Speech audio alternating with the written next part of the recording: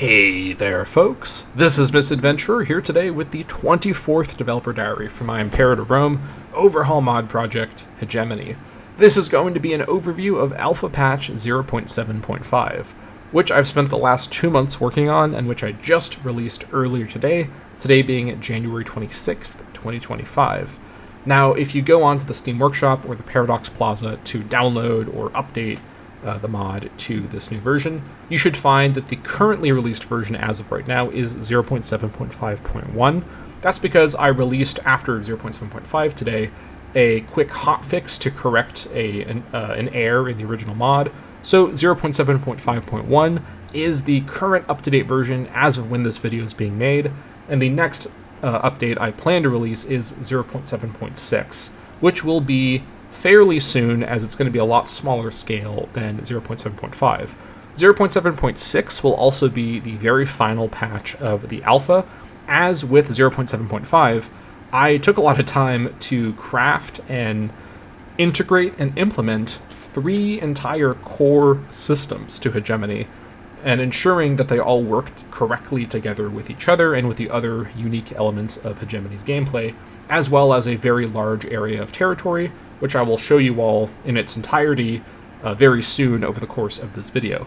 But 0.7.5 is the largest patch Hegemony has had since I first released the alpha about half a year ago.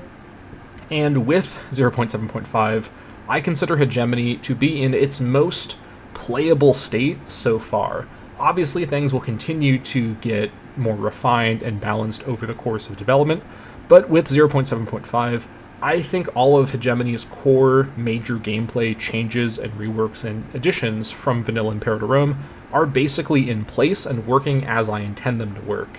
Now, I will continue to review things and make little changes here and there, but I don't think there's going to be any more moments in Hegemony's future where I take a really long time to basically create a bunch of core systems at the same time to implement at the same time.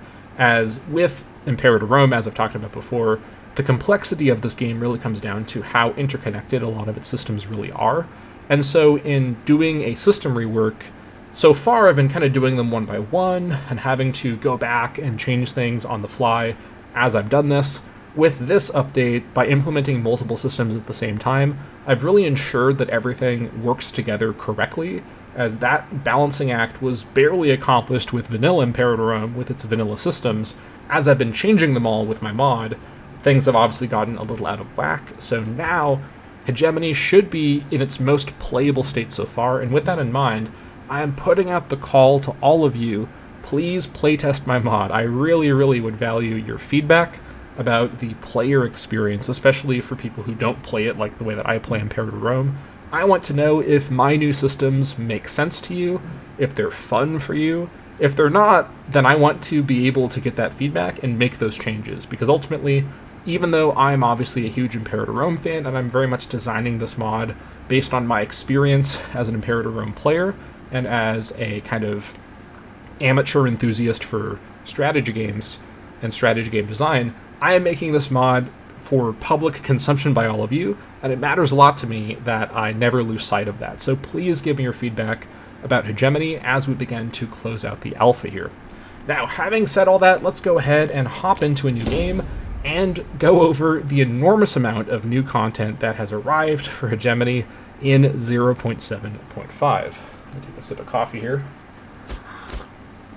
All right, we're in for a long monologue here, starting with the new territory added by the update, which is over here in southeast Anatolia. Let me hop into Molosia for a quick sec to showcase things in the game here. So, first of all, the obvious addition with 0.7.5 are these 3 satrapies, Caria, Lycia, and Pisidia, with a number of smaller city-states around them. I'll talk about all of this a little bit more in a moment, but first, I want to actually provide a quick history lesson to explain what my vision with the mod is when it comes to Anatolia, and the way I'm implementing the Anatolian countries, which these 3 are, and Phrygia, who I implemented previously, is also kind of in this category. And the final satrapy I plan to add over here, Lycia, which will be coming in 0.7.6, will sort of fall in the same category. Now, a quick history lesson, and I will try to not get off the rails here because there's a lot I could talk about.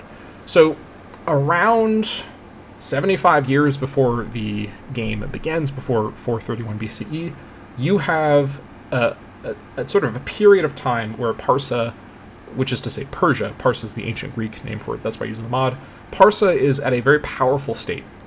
They have a lot of stability in their core. They control Anatolia in the form of the satrapies, which are kind of like sort of client kingdoms or sort of provinces that they govern indirectly. It's sort of similar to the Roman feudatory system in a way, but it's a bit more complicated. The key thing to know is that Parsan satrapies are not technically part of the Parsan core nation, and they do have their own governing sort of rulers who are called satraps, who are kind of appointed or approved by Parsa, but they're a bit more decentralized than it being like a core province of Parsa. So the satrapy system is how Parsa has this big empire, and they've got satrapies all around Asia Minor and in northern Hellas, including Macedon is a Parsan satrapy at this point. And then there's a series of events, and I promise I'm not going to get sidetracked by the historical detail here, because there's a lot I could talk about, but basically there's a big revolt with their client Hellenic city-states in Asia Minor. Many of the Asia Minor Hellenic city-states actually preceded Parsa's arrival in the area. Parsa, of course, came in and initially... what I should say really quick is that initially the country of Lydia actually conquered much of Western Anatolia, and then they were conquered by Parsa. And then Lydia was sort of demoted to a satrapy over here, who's not implemented yet, and all of their conquered neighbors were then turned into Parsan satrapies. So these would be, on this map, Phrygia, Caria, Lycia, and Pisidia. And then Lydia, who I've not implemented yet, is also a Parsan satrapy. And so in Anatolia, there's all these Hellenic city-states. They launched this gigantic rebellion against Parsa because they're Hellenes, they're not, they're neither ethnic Anatolians nor ethnic Parsans. They don't want to be ruled over by distant Parsa and be part of the system. And a bunch of mainland Hellenic city-states support this rebellion, including, very importantly, Athenai, who at this point is a young democracy, very much sort of a local power on their peninsula. They're not really a big player in Hellenic geopolitics.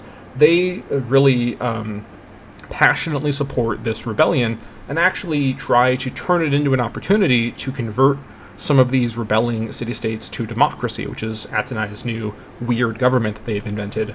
And a lot of these city-states do this because there's many reasons why a city-state would actually like the democratic government form. Doesn't necessarily mean that Athenai was being nefarious quite yet, but think of that what you will. The point is that when Parsa eventually kind of wins the rebellion, as it were, they put it down pretty brutally, they then decide to launch a campaign against the Hellenes to punish them for interfering in their situation with the rebels, and they launch the first Parsan invasion, which dramatically and very surprisingly completely fails at the Battle of Marathon, with Athenai and Plataea, let's not forget Plataea was there as well, defeating Parsa on the beaches of Marathon in a kind of a landing battle, which shocks the Hellenic world. The Lacedaemonians were on their way to help.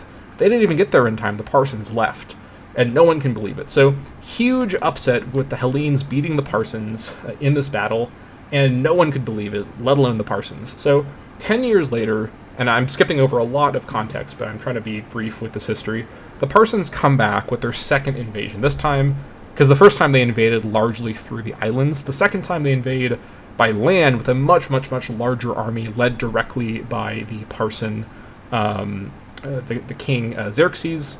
They invade via land through their northern holdings, which, remember, is under their control. All of the Thracian tribes and Macedon are satrapies.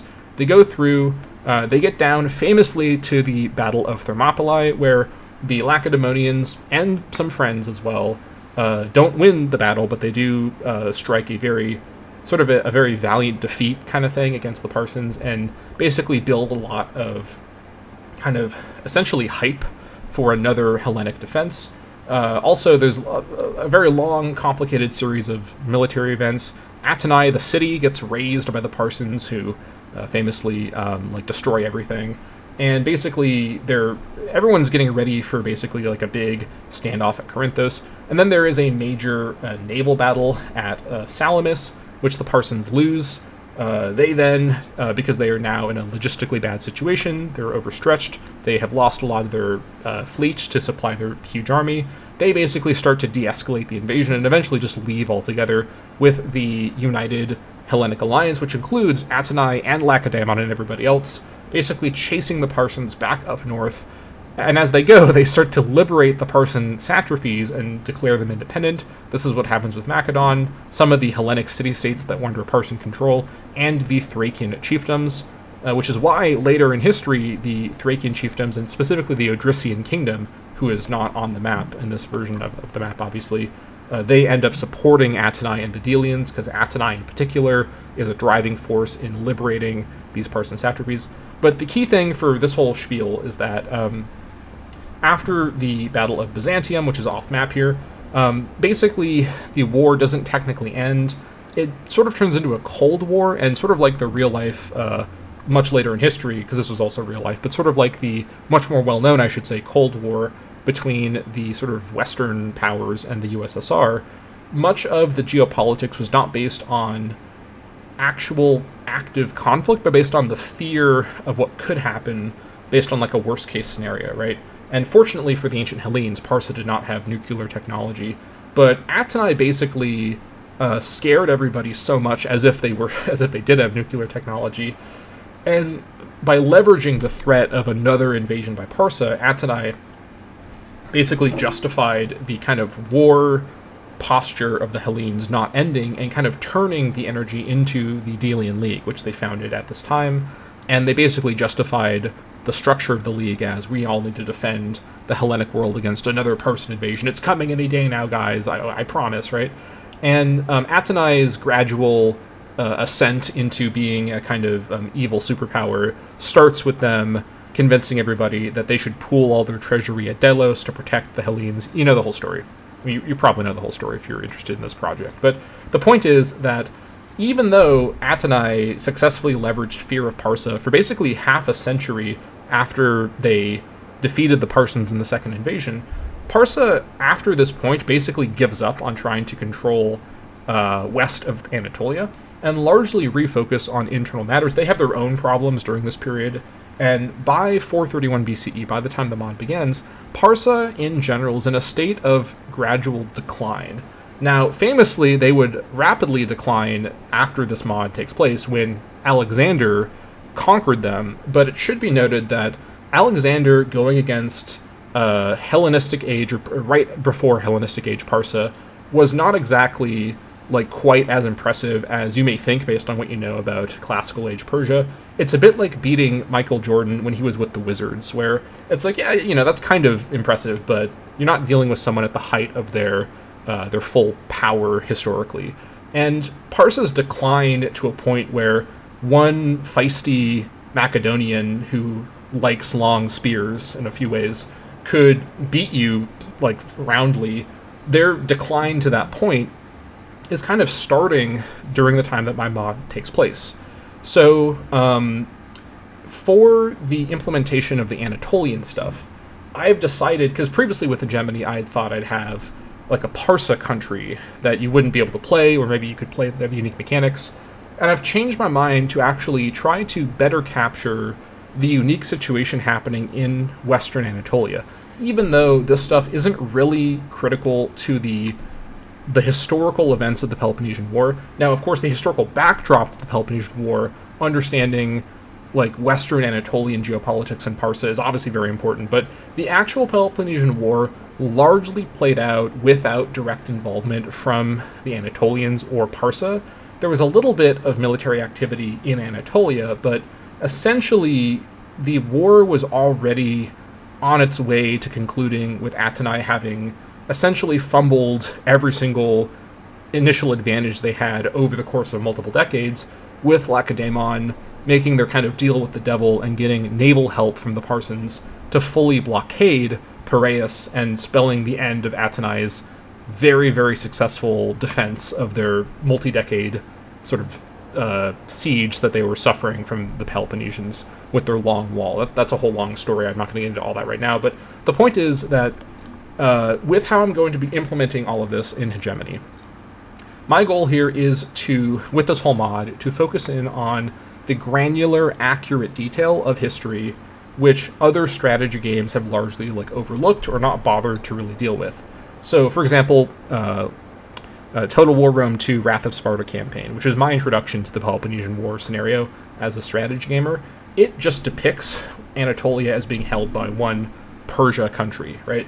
But for this project, for Hegemony, I want to go that step further and actually do that research and implement something that's more accurate and provides more interesting scenarios to play out, because, with this project, right, you can play as anyone in the Peloponnesian War. But I want that to include people that weren't actually important to the war, but were there, were in the Aegean theater, and could have played a role, right? This is a scenario, this is a game that allows for infinite kinds of alt history scenarios. So with all that said, I wanted to take that time, and that's why this particular update took so long, to really model out what was going on with Western Anatolia in 431 BC, which is to say, they're in a position of gradually regaining their footing as their Parson overlords are declining in a distant, kind of decaying empire, sort of setting the stage for what Macedon would do later in time.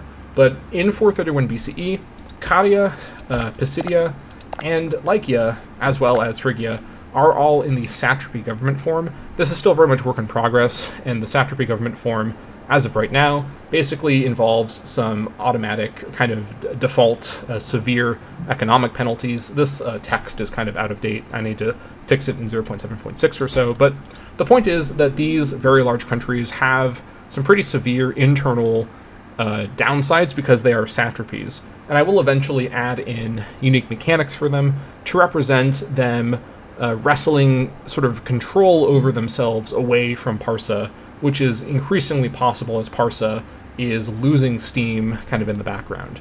But in terms of how I've implemented them as playable countries, each individual satrapy is its own playable country, and they essentially work a bit like Macedon in terms of having a native culture, which is based on their sort of satrapy identity, but then they also have a bunch of local cultures. So in all three of these satrapies, each individual city has a kind of local culture, sort of similar to the city-state system when it comes to how I've laid out cultures there, with all of the politis and arastoi of these countries being their sort of country culture. Again, this is very similar to what I did with Macedon, as most of the countries in this mod are city-states, and so for the ones that aren't, I wanted to make sure I created a system that works very similarly mechanically to the city-state design that the mod's mostly focused on. And so because of this, despite these countries being quite large, Caria, by the way, I think is the largest. Yeah, it's a bit larger than Macedon, and I think Macedon is itself larger than the other two. Caria, at the moment, is the largest playable country in the mod, but it's extremely internally divided with plenty of unaligned Carians, but also many subcultures based on the individual cities. And I talked about this on the Discord at length. The Discord, by the way, is linked in the description. But the idea behind this approach is not just from a gameplay point of view, but also to represent what's going on with these satrapies, both prior to and during this period. As before 431 BCE, many of these individual cities were actually city-states, much like the Hellenic city-states. And many of them were initially conquered by the satrapy that I've not implemented yet, which is Lydia, is the ancient Greek name for it, or Lydia in English. Lydia actually conquered basically much of the Western Anatolian world in the 500s, and then they themselves were conquered by the expanding Parsan Empire, who basically demoted Lydia in their core territories to a satrapy, and essentially cut apart these different areas into satrapies, not necessarily based entirely on where the cultures sensibly lined up, but more so based on what was convenient for the Parsons. Think of it a little bit like the Sykes-Picot Agreement, where the British and the French kind of divided up the Middle East after the First World War, with many borders being drawn that kind of ignored actual local, tribal and kind of, cultural differences and similarities, which created the many, many, many internal kind of ethnic conflicts across all the Middle Eastern countries for 100 years after that, right? It's kind of a similar idea to that, where the satrapal countries of Caria, Pisidia, and Lycia, as well incidentally as Phrygia and to some extent Ludia, who have not implemented yet, these countries are kind of artificial, right? These are countries created by and now maintained by the Parsan Empire, who at the moment is, of course, off the map. They're not actually on the map, but you get the idea. And so the governments of these countries are the satrapy governments that are, satrapal governments, right? They're in the satrapy government form. They have all these downsides and negative modifiers. But these countries are ruling over these big, diverse areas with many different local cultures who, to various degrees, are not okay or openly against being ruled over by puppet satraps. Now, what's interesting with this situation is, in real history, the arrival of the Macedonians and eventually the creation of the successor state of Phrygia, which controlled all this territory, basically flattened this whole area down again, with the local Anatolians being sort of juggled from being under, first they were independent, then they were under Ludian overlordship, then they were under Parsan overlordship, then they were under Macedonian overlordship, and then very quickly they were under, I guess technically still Macedonian overlordship, but in the new empire of Phrygia, with later, of course, various conflicts changing things even further. The point is that the local Anatolians haven't been independent for quite a while, and as these countries, once they have more unique stuff added in, this is not in the mod right now, but the vision I have for the satrapies is you can actually decide, am I going to be a loyalist to Parsa? Am I going to rebel from Parsa and try to strike it out as the country, right, of Caria, of Lycia, or so on and so forth, even though the Anatolians of my country weren't, they didn't choose to be unified into this form, right? Or are you going to try and collaborate with the various Anatolian cultures that are part of the country to redefine yourself as, a union of Anatolian city-states, which is what they may actually prefer. So there's a lot of different ways things can go that are true to and authentic to the history, while also providing an interesting alternative play experience to just playing the kind of standard Peloponnesian War city-state experience. And all of the satrapies are also unaligned, which is a very good kind of description of their position during the Peloponnesian War, as Parsa only really got involved in the war at the very end in a kind of indirect way anyways, with most of their time during the war kind of spent just watching it with, kind of curiosity, but not really being in a position to take advantage of anything and get directly involved. And their satrapies are in a similar position, where Caria, if it was independent, it could become a very powerful swing, power in the war, but it is part of Parsa's greater empire. It's bound by that. And as a result, if you're playing as Caria, at least right now, you're not really in a position to do much when it comes to the war. But once I further develop the satrapy government form and add in some of those unique missions and whatnot, more options will open up. And even though a lot of the stuff that I'm talking about is just kind of what I plan to do with the satrapies, I hope my explanation of it kind of gets you interested in the idea of playing as one of these satrapies. And I think I can hopefully communicate with this how this is a much more nuanced way to experience this kind of, starting situation over it just being one, Persian Empire country, right? Because these satrapies are part of the Persian Empire, but may not want to be. Very similar, actually, to the Delian subjects, right? It's not like Aegina wants to be in the Delian League that much, but they are forced to be. They're a subject. And many of the other subjects are in the same place. So, with all of that said, there's a little bit of nuance between the different satrapies I wanted to mention here, even though a lot of this is going to be implemented later on. Caria is the largest of the satrapies and is the most powerful and the most influential. Lycia down here has a lot of really valuable coastal territory, and then a kind of inland core that's more mountainous and kind of hard to reach. And then the one that I have the most interesting ideas for is Pisidia. I should say the most unique ideas for, because Pisidia is a very sort of destabilized satrapy, where Pisidia is very remote. It's basically away from the coast. It's in these mountains. And there's a lot of historical evidence, well, really what we do have about this particular part of the world, which is not that much, but about Pisidia indicates that Pisidia was basically the most difficult satrapy for Parsa to keep together, because it was so remote and so distant from Parsa's like Mediterranean power base, which was the coastline, where the Pisidian city-states would likely be the most decentralized and the most kind of de facto independent, where Pisidia may sort of be more like a de facto federation, sort of like what Caria or Lycia could become, with their city-states maybe ignoring the edicts coming from the satrapal government with its home in Sagalosos. Sagalosos, I said that correctly. Speaking of which, in terms of the capitals and the kind of geography of the satrapies, Pisidia, their capital is Sagalosos. Lycia, their capital is, believe their capital is Arna. Yeah, their capital is Arna. And then Caria, their capital over here is Lelagon over here. So in terms of the geography, these satrapies are split across multiple regions. Again, keep in mind that in the real history, these satrapies were not set up in close alignment with the actual existing cultural distinctions, but in a way that was convenient for the parsons who were overlording over them. And so in terms of how they're set up with the regions, I've tried to sort of simulate this with a few areas of overlap. So the Mayandros region up here is this northern region held entirely by Caria. It's also where their capital, Lelagon, is. So this is their capital region. The Mayandros is this major river here, and this is a very wealthy, rich region along the river with many of the most powerful Carian city-states and most influential cultures, with Lelagon obviously being their seat of power. Lelagon's also next to their other main region of Salbake, which is here in this kind of mountain valley area. It's a bit sparser and more split apart, with many local cultures, of course, representing these different former city-states.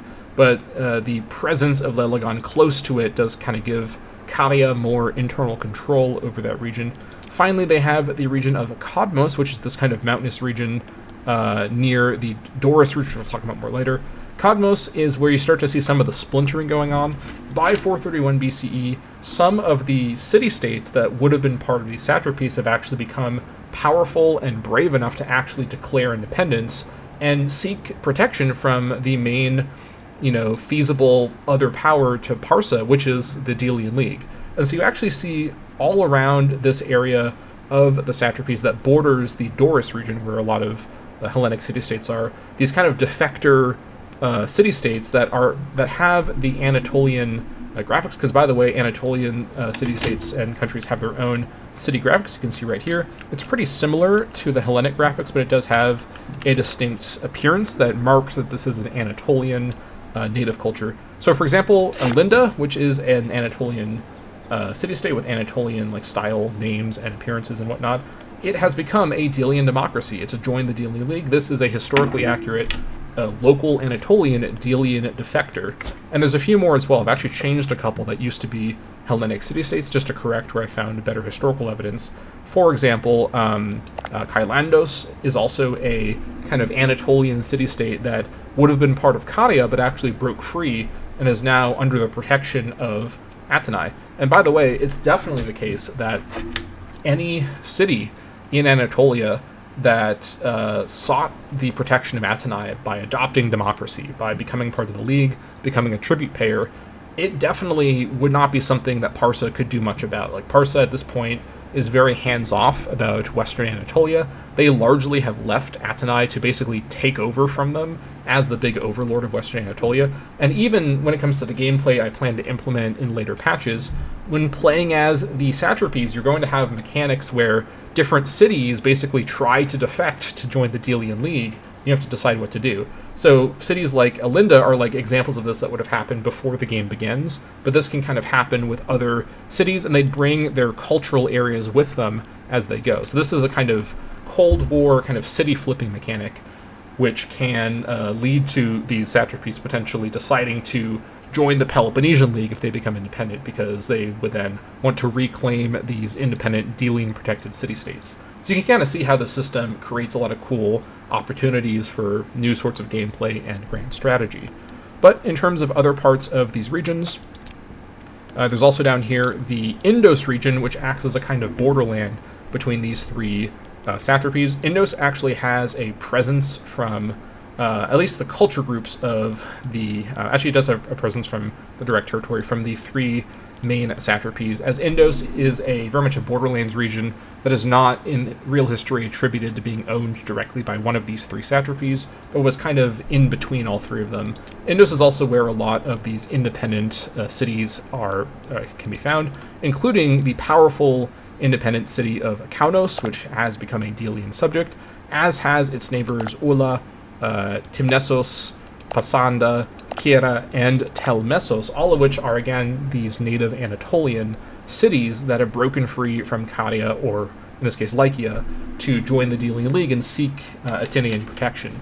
And honestly, if you are one of these cities, even though there's many downsides to being a Delian tribute-paying subject, it may actually make sense to go from being directly owned by a satrap who may be corrupt and may use your money and your crops, for their own purposes, to basically saying, well, we're going to upgrade from that kind of subjugation to paying some tribute to distant Atenai who doesn't care about us really at all, which normally might be a bad thing if you are, trying to be part of a benevolent empire, which Atenai definitely didn't have.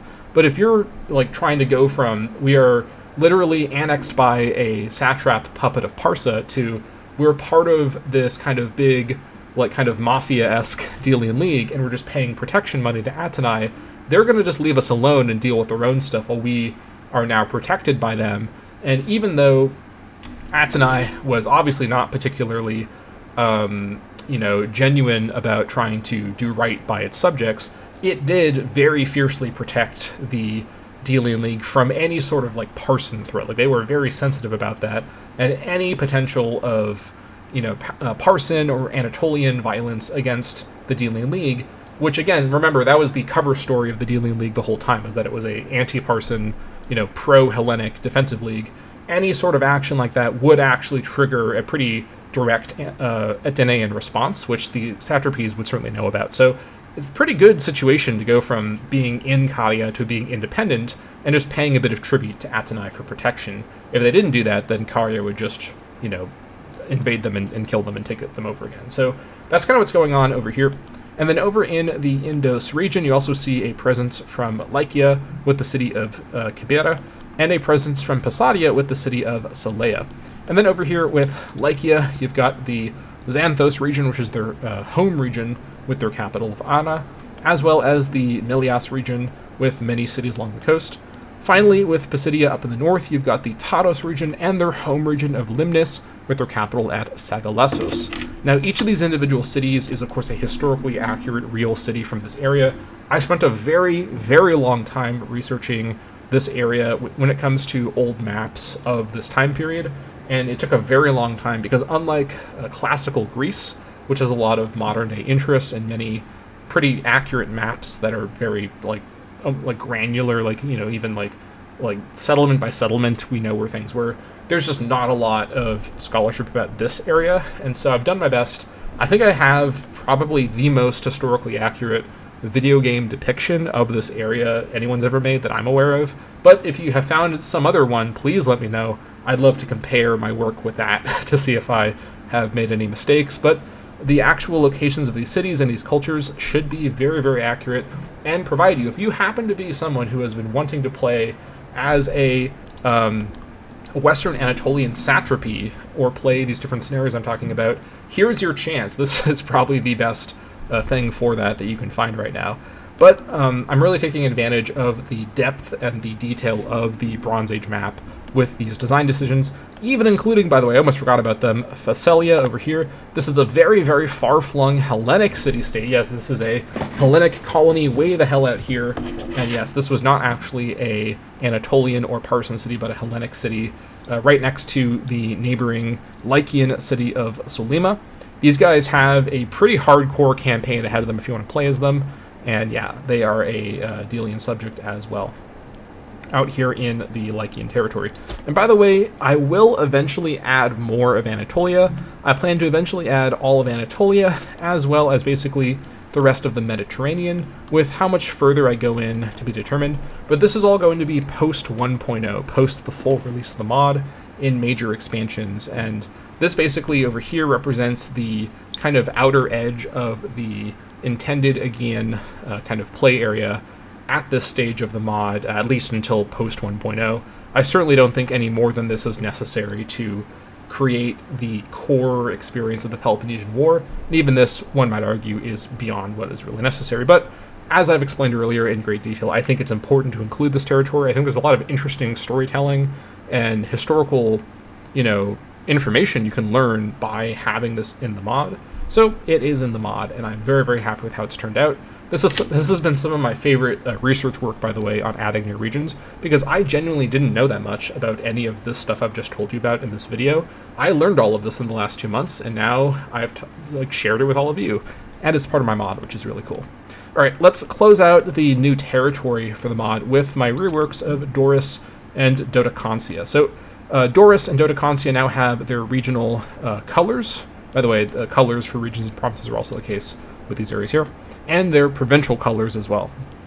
And I've added in the various flags for all of the city-states over here, and also in Dodecancia, as well as the different cultures, as Dodecancia was the very last area of the mod that did not have distinct individual cultures quite yet. And with 0.7.5, they are now fully implemented finally, so there's no longer any place on the intended play area of my mod that has a kind of uniform culture that's not yet been splintered. So that does resolve that. All right, that was a lot of information, and this might be where I'd normally start to wrap up a normal developer diary, but 0.7.5 is truly enormous, and so I'm actually going to, after a quick break, go ahead and start talking about the other gameplay changes of 0.7.5, namely the 3 core systems I've implemented with this patch, and talk about and show them all in full and talk about the way that they really provide some new gameplay experiences for Imperator Rome. So I will be right back. We are back, and we're going to start by going over the first of the core systems added by 0.7.5, which is the edicts system. So let me just hop into, let's go to Athenai here. They have a couple provinces to work with. And let me showcase what's going on with this system. Now, the edict system is a complete overhaul and rework of the governor policy system. And in the way it works now, every single province owned by everybody starts with no edict selected. As you can see from the tooltip, edicts can be changed with no cost and no cooldown. Now, the main thing edicts do for Hegemony is they act as Hegemony's single source of population ratio. Now, I've talked before about my frustrations with vanilla Imperator Rome's population ratio system, where it basically comes down to buildings are the main way that you manipulate it, with a few other sources of it from other places, but largely it becomes about infrastructure changing population ratio, which is fine, right? That makes sense for the way vanilla Imperator Rome is balanced. But in my opinion, population ratio is quite an important thing to have a lot of control over from a design point of view, given how with Hegemony, all of the pops have completely different roles and do different things. And so with the edict system, I have essentially implemented a quite complex and flexible way to decide upon population ratio strategies. So no other thing in my mod should provide population ratio of any form except for edicts. So this is a system solely focused on that, with a few other dynamics going on as well. So let me just click on Athenai actually as an example and crack open the edicts menu. Now, as you can see, this is the government policy pop-up with a lot of changes and many, many different options here. Now, the first 2 options are actually not really about ratio at all, but are instead a way to specialize the province when it comes to centralization or decentralization. This is provincial sonoikismos and provincial diokismos. Now, these are actually concepts I've had in the mod previously. In an earlier version of policies, I actually attempted to implement this historical concept through that system. There's actually a reworked version of it in the new version of policies, which I'll be talking about later in this video, but it also makes sense to me to have a provincial level version. Excuse me, I'm allergic to amazing game design. It works for me, in my opinion, to have a provincial level version because it's something that makes a lot of sense as a province by province, like local government level decision. So in terms of what these do, provincial soinekismos causes the provincial capital to get a scaling, pop capacity, and migration attraction bonus, and every territory except the provincial capital to get a scaling, population capacity, migration attraction, malice, and a pop migration speed bonus. This is the recurring design approach with the edicts, as the government policy system has a kind of underutilized unique feature in the design sense, where some of the government policies, actually the vanilla versions of centralization, decentralization, allowed for distinct modifiers for the provincial capital, or all the territories, or all the territories except the provincial capital. Most of the vanilla policies didn't really use this system that much, and with the edict system, I have completely embraced the unique ways this allows for really interesting provincial level builds and strategies by really focusing on having every single edict use the system in one way or another. So with provincial pseudokismos, you can see from the description there, governor finesse determines the effectiveness of edicts. This is true, by the way, for all of the edicts. This is true in the base game as well, but this is just stating this here so that everyone is fully aware that the numbers you're seeing are actually modified by governor finesse. In this case, by the way, this starting character has 6 finesse, so what you're seeing is a slightly above average depiction of it. Now, when it says the effectiveness of edicts, higher governor finesse actually increases the positive and negative effects of the edicts, scales them both at the same rate. That's because the negative effects of the edicts are actually meant to represent the downside of the positive effects happening. So, for example, with provincial pseudokismos, the description kind of lays it out. Pseudokismos, the unification of independent villages into a single city, is an ancient and respected custom in Hellas. By this edict, our governor can attempt to direct the local settlements to centralize into the provincial capital. So you can see that the centralization that goes into the capital comes from everywhere except the capital. So the capital gets these bonuses, but the bonuses are coming from all the other locations.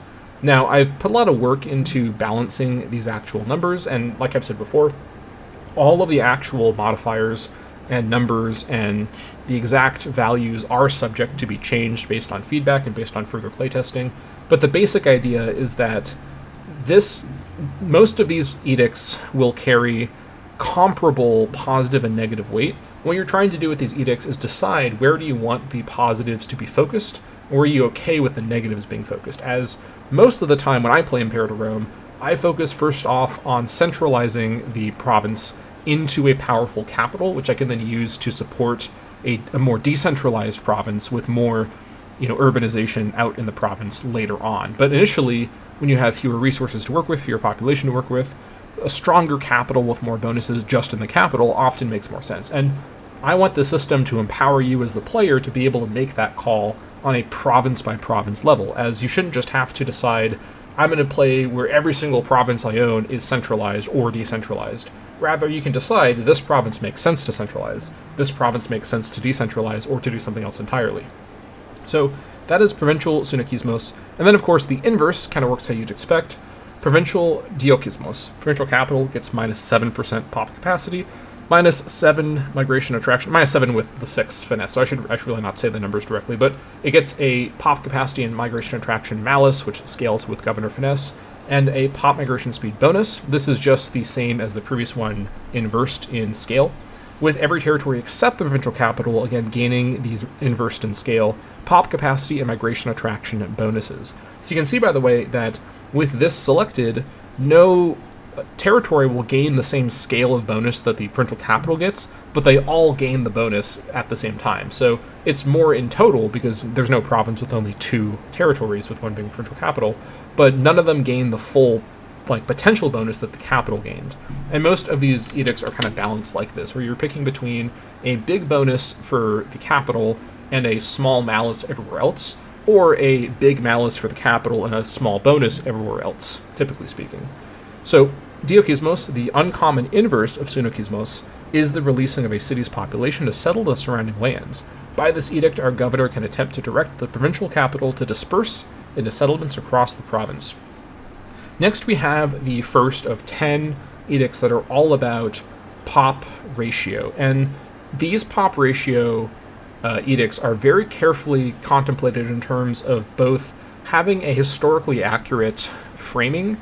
So I'm not just having an edict that says promote everybody in the polis to be a noble, which is not how it worked ever, but rather trying to capture historically accurate or historically authentic customs and practices that make sense in a kind of gamified way for edicts that deal with pop ratio, while also having a number of other effects that play with the modifiers and roles of the different pop types. So for a quick refresher, because this might be helpful actually, in terms of what the pop types are doing before we get into the edicts that mess with them, polities are the most common pop type, and they act as your sort of main pop type everything is revolving around. Polities are providing base tax, local manpower, research, monthly splendor, and local-based trade routes.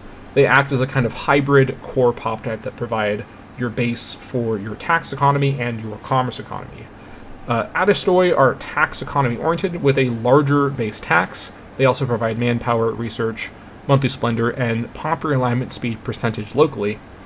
And by the way, I've also rebalanced Adistoi with this patch to dramatically increase the scale of their bonuses, because every territory will have less Adistoi. Generally, and in fact I can just show you, before any modifiers, you're going to have 5% Adistoi desired ratio versus 25% politis desired ratio. So Adistoi are providing about 5 times the value, as it were, because you're going to have 5 times less of them normally. So anyways, Adistoi are providing these bonuses, which really are oriented around a tax economy. Metoikoi are providing bonuses that focus on a commerce economy with manpower, research, migration attraction, as well as local-based trade routes flat and local-based trade routes modifier. And all these things, by the way, are scaled with happiness and output.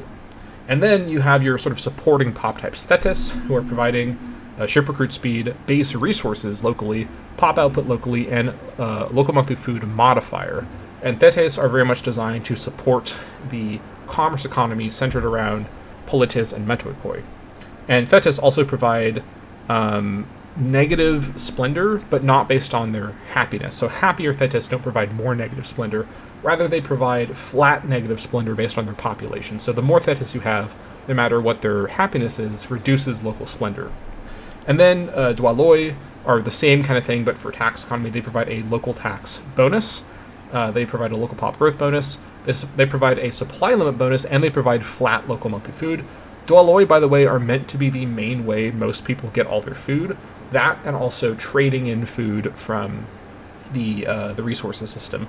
And by the way, another thing I should mention, because we're going to talk a lot about economic balancing in just a moment, trade routes are now much, much more common, as each individual city actually provides a trade route by itself, including metropolises provide one trade route. This means that every province will have at least the same number of trade routes as it has cities, and then you get your additional trade routes from your politis and especially your metoikoi. So commerce economies are now much more easy to kind of get going, as the sort of initial trade routes you need to get going with it are there from the start. There are still not as many resources for sale as I want there to be. I'm going to continue to tweak this with patches to come, but I am trying to constantly adjust and rebalance my mod's economy to really allow for you to focus in on either a tax or a commerce economy, as at the moment, tax economies are much more reliable and safe, and I want commerce economies to feel like a risk-reward kind of thing, where you are taking a risk by relying so much on other AIs to send you goods. But for Atenai, for example, who has access to this gigantic Delian market, they should be able to get a big reward from that. Now, in terms of, and then also Dwaloi, by the way, also reduce local splendor based on their presence, not based on happiness. And Dwaloi also have their special mechanic where their output is not based on their happiness at all. So you can see just how much more impactful the Dwaloi population is than the Thetis population, who do actually have an output that's based on happiness. But anyways, getting back to edicts. So first of all, we have expand the urban elite. This increases, or I should say, this reduces local Adistoi happiness in every territory, capital and non-capital, by a -%. With 6 finesse, it's 3.50. And then the provincial capital gets a bunch of bonuses. So it gets 70% in this case, really I should just say a big pop realignment speed bonus for itself, as well as local politis happiness. It reduces local politis desired ratio and then increases the local Adistoi desired ratio by that same amount. Something I've done very carefully with all of these edicts is always exactly and carefully balance where ratio is going so that you're never seeing all of the ratios be sort of divided into a new source of ratio. The way it works in vanilla is that if you have a source of positive ratio, like plus 5% noble ratio, what that does is it actually cuts away those percentages from all the other pop types kind of at the same time, which doesn't really make sense. So instead what I've done with these edicts, because why would a slave promote to a noble, right? So what I've done with these edicts is I've had all of the ratio changes be coming from another pop type where it makes sense. So here, expand the urban elite. The provincial capital is home to many polities who aspire to nobility despite their dubious lineage. By this edict, our governor can attempt to assuage them by recognizing their claims, though the old families may have their concerns. Here I have tried to very clearly explain you're essentially promoting new politis families into Adastoy position, but this makes the politis happier because they have this opportunity for upward mobility, but it upsets all of the Adastoy in the entire province because they don't like their sort of privileged status being diluted. So you can sort of see, I've tried it very carefully with the edicts to create these kind of narrative explanations for what they're doing that clearly explain where all the modifiers are coming from. And so this is a kind of centralized way to gain more Adastoy in the capital with some bonuses and malices that are sensible for that kind of situation. Then the inverse, elevate rural nobility. Traditionally, Adastoy avoid relocating far from the seat of political power and eschew provincial life. By this edict, our governor can attempt to expand the Adastoy population across the province, much to the dismay of the traditional nobility. So here again, every territory gets a local Adastoy happiness reduction, and every territory except the provincial capital gets this kind of half-power popular alignment speed bonus, but importantly, the same strength of desired ratio. As I don't want to have like half-power ratio bonuses, there are some ratio changes, I believe, because what I should say really is that because I don't know if non-provincial capital territories will be cities or not, as typically every provincial capital will be a city, but you could move the capital if you want, and then it wouldn't be a city necessarily.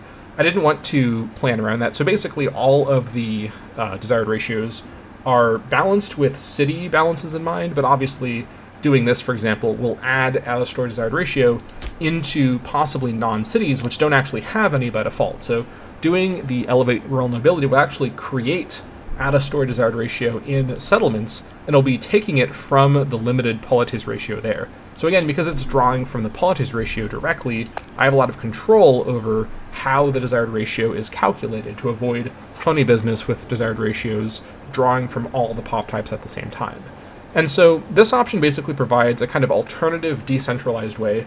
And by the way, this actually probably will get you more Adastoy overall for most provinces that don't have Atenai as their capital. Atenai has such a large population that anything that uses Atenai's population for, changing promotion will probably be more efficient. But in many territories that don't have a very large provincial capital, these decentralized options will tend to actually get you a net larger number of promotions. However, they're going to be spread out all over the place and not centralized in your one settlement. So then you can think about, is your strategic build focused on a powerful capital that really buffs up and strengthens this pop type, or do you care about the net output from all of the territories of the whole province? And you could even have a build, for example, where you have a province that has many cities. For example, the Asti province itself actually has 3 fairly powerful cities, right? Especially Piraeus and Eleusis. Arcanai is not super huge, but it's a decently sized city. So in this province, these decentralized options strengthen these 3 cities for their Adastoy population, even though it's weakening the Adastoy happiness across the board and doesn't provide a bonus for Atenai. So you can sort of think of, for every single province, what do I want to do? And my goal with this and the other systems I'll talk about in this video is to prompt players to spend a lot of time thinking through what they're doing and really engaging with deeper levels of strategic planning and grand strategy than what the vanilla game typically demands for normal play. I'm really trying to lean into this game's potential to be a really fun experience for min-maxing by having this much depth, and it's very purposeful that I want it to be something that has a lot of strengths and drawbacks with every option. I don't want there to be a clear meta option for every situation. The whole point of all of this is to remove those that are from the base game for this mod's balancing. So Those are the two out-of-story oriented edicts. You can notice, by the way, that these edicts, although they are sort of focused on out-of-story desired ratio, they also debuff out-of-story with that happiness loss. So there is this kind of question of, is it actually better to have less happy but more out-of-story? So I don't want this to just be, I want to focus on out-of-story. You have to make a decision on, is it better for your build to have more out-of-story but they're less happy? Like, do you have other sources of happiness to compensate? So that's another kind of like trend with these edicts, is this kind of give and take.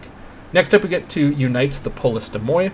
The demoi, the people who call the provincial capital home, may serve the polis best if they were granted the politeia, which is the citizenship.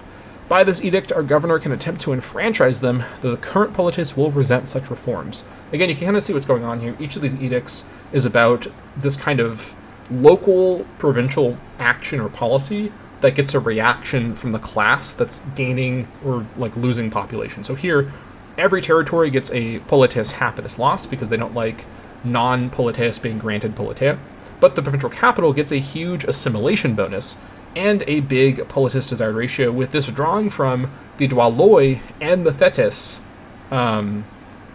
pop types evenly. So again, Dwaloi and Thetis are the two sort of support pop types. So this is a way to actually redistribute these sort of support pops into being politis, which I think is actually quite a useful way to use those pop types. If you are going for a more balanced strategy, you don't really need the support that they provide, or maybe you have enough food, you don't need to get the food bonuses they're providing. So you can basically promote them up to being politis, though all the politis are unhappy, including those new politis, which may not make it worth it in the short term. So you have to decide, is this in the long term good for me? Because keep in mind, once you switch away and change the edict to get rid of the happiness loss, you're also losing the desired ratio. So you can maybe play a dangerous game where you actually cycle around between the edicts to try to keep the pops from promoting or demoting in the way you don't want, while trying to avoid the long-term effect of the happiness. And if you can pull that off, I don't want to take away that strategy from you. I think that's actually a really impressive level of min-maxing. So this system is very much capable of being abused if you were really, really kind of careful with the way things are timed out. But most of the time you will, with sort of the way that I'd play the game or how most people would play it, you would decide this is going to be a province focused on this kind of output or this kind of role. I'm going to pick an edict that lines up with that and then build around the modifiers from the edict when I plan out the province. So the opposite is broaden the greater politeia. The provincial demoi are just as much a part of the polis as the traditional class of politis, some believe. By this edict, our governor can attempt to naturalize those across the province, though a backlash by the original citizenry is inevitable. So again, every territory gets that politis happiness loss, and then every territory except the provincial capital gets that half-power assimilation bonus, and the same politis desired ratio manipulation, with it coming from the Dwaloi and the Thetis in particular. So yeah, that is again a very powerful way to strengthen the non-provincial capital territories in the province. Next up are the Metoikoi edicts. First, scrutinize urban phratria. In the provincial capital, many Metoikoi pass as politis so long as their claims of phratria membership go untested. If you don't know, by the way, I think I talked about this when I showed my new tech tree where phratria is one of the techs. Phratria is a concept from ancient and classical Greece where essentially it's kind of like a family. It's like a it's sort of like a medieval house, like a greater family with like a family tree and like kind of bloodlines, where the classical Hellenes, especially in Athenai and some other polises, would religiously keep track of everyone's relationship to everybody else, both for some obvious social reasons, but also because this helped them understand who was a citizen, as people would live in the city for families for generations would live there, and people would just assume that they're like a family of citizens. But keep in mind, right, the Metoikoi is not just, immigrants, like first-generation immigrants. It's also their descendants, because in classical Hellas, citizenship was a matter of birthright, right? You were born to citizens and you were a citizen. But if you were born to non-citizens, you were not a citizen under normal circumstances. So you'd actually have many generations of Metoikoi who were not part of the politeia, but lived as, the demoi, as the people of a polis. And, whether on purpose or often by accident, people would lose track of who was and was not a citizen, especially because in the more cosmopolitan settings like Athenai, the line between a native Athenian and a a very like kind of assimilated Metoikoi person could be very blurry, and you wouldn't like really know who. Because keep in mind again, like we're not just talking about like Greeks and non-Greeks. We're talking about people from different city-states. So someone, for example, from Piraeus, who was not from a family who was from Athenai, they live right next to Athenai, but they're not necessarily a politis. They might be a Metoikoi, right? That's why the Piraeus culture, right, in Athenai, like the Piraean culture can go as high as Metoikoi. If you are Piraean, you can't be a citizen because you're not Atenean, right? Athenai like owns the land and is in charge of Piraeus, but unless your family is like considered an Atenean family, you're not part of the Atenean politeia. So it's as granular as like neighboring like towns and villages, let alone if you're Megarian, you're definitely not going to be considered like part of the Atenean politeia, even if like your great grandfather moved to Athenai like 80 years ago, and your whole family's lived in Athenai this whole time. If the people believe that you don't have the Atenean phratreia, that you're not part of the like Atenean core population, you're still considered a foreigner, a Metoikoi, with all the same restrictions and like social inability that brings, as if you were from like Asia Minor or like from Egypt. Like it's basically like it's not quite that extreme, but you have the same lack of civil rights as someone who's not even Hellenic, who like moves to Athenai as a full-on immigrant. So the point of all this is that Scrutinize Urban Phratreia is an edict that captures this like very specific, like extreme focus that the classical Hellenes had on ancestry in order to understand citizenship. So moving on, by this edict, our governor can attempt to uncover these Metoikoi, though other Metoikoi are likely to protest such persecution. So this represents a very real phenomenon from the era where the Hellenes were very concerned about this idea of like fake politis, who were basically Metoikoi who either by accident or on purpose, as they thought, were like kind of pretending to be politis, but were actually secretly Metoikoi.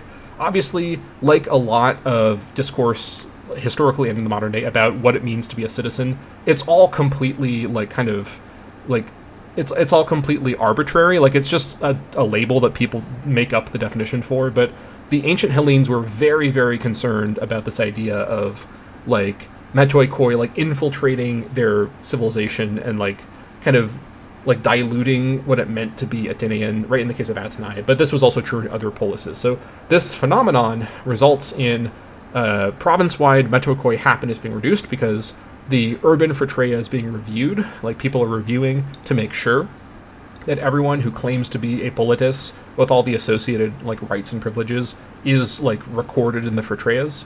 But also it increases politis happiness because they like that their special status is being reinforced by the government. And you get a monthly splendor in the provincial capital, the happiness is in the provincial capital, with desired ratio being reduced and Metoikoi desired ratio being increased. This is representing politis in the capital being discovered to be Metoikoi and being demoted to Metoikoi. So that's why politis desired ratio is being reduced, with it going into the Metoikoi desired ratio. Again, I put a lot of thought into these edicts, like logically representing these historical situations to explain how desired ratio is coming about. I don't want it to just be, every single edict is, you are calling for more people to be the Metoikoi. Like, that's not how it works. Like, these populations come from some other place and go into some other place. So that's how Scrutinized Urban Phratreia works. And then its decentralized version, Review Provincial Phratreia.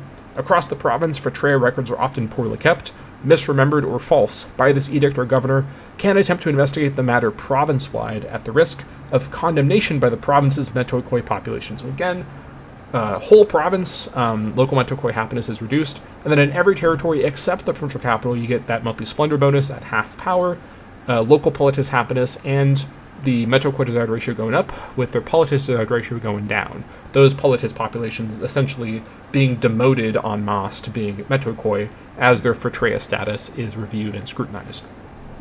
Next up, we get to the 4 remaining edicts, which are for the support pop types. First, grant new Adanos loans. Distributing Adanos loans in the provincial capital will aid many Dwaloi there in their efforts to purchase their freedom. By this edict, our governor can attempt to organize such a program, though the slave owners will disapprove. So all 4 of these edicts essentially deal with the concept of slavery, because the Dwaloi, who are the slaves, would promote up to being Thetis, because the Thetis are non-citizens, they're non-Politeia holding people in the polis who also are not in the more kind of classless Metoikoi status, which could include, because some Metoikoi were like wealthy, the descendants of like rich immigrants. Thetis are like working class people who did not have even the civic opportunities of the Metoikoi, but they were still free. They were freedmen, essentially. So all four of these edicts that deal with Thetis and Dwaloi desired ratio essentially deal with various elements of classical Hellenic slavery, which would determine who would be in these different populations. So the Adanos loans, which is also something that is referenced in my tech tree, was a system of essentially loans by like the owner of a slave or like a friend of the slave to pay for their freedom to promote them up to being a Thetis, essentially. So what this is doing with new Adanos loans coming from the governor is every territory gets a big Adastoi happiness loss because they are the main group who are going to be owning a lot of the Dwaloi, but the provincial capital gets a big pop promotion bonus. It gets a big Dwaloi desired ratio loss, and that desired ratio goes to the Thetis. Then you get a big Thetis output bonus to represent a lot of the Dwaloi who are going to be improving the output of that population, collectively being freed and being turned into Thetis. So that is how that all is kind of explained. Then you have the parental version challenge Paramone norms. Paramone, the expectation that freed Dwaloi continue serving their former owner, prevents true emancipation across the province. By this edict, our governor can challenge the system under protest by the wealthy who benefit from it. So again, province-wide Adastoi happiness loss, but you do see a pop promotion bonus, the Dwaloi and Thetis desired ratio changes, and the Thetis output bonus, all in territories outside the provincial capital.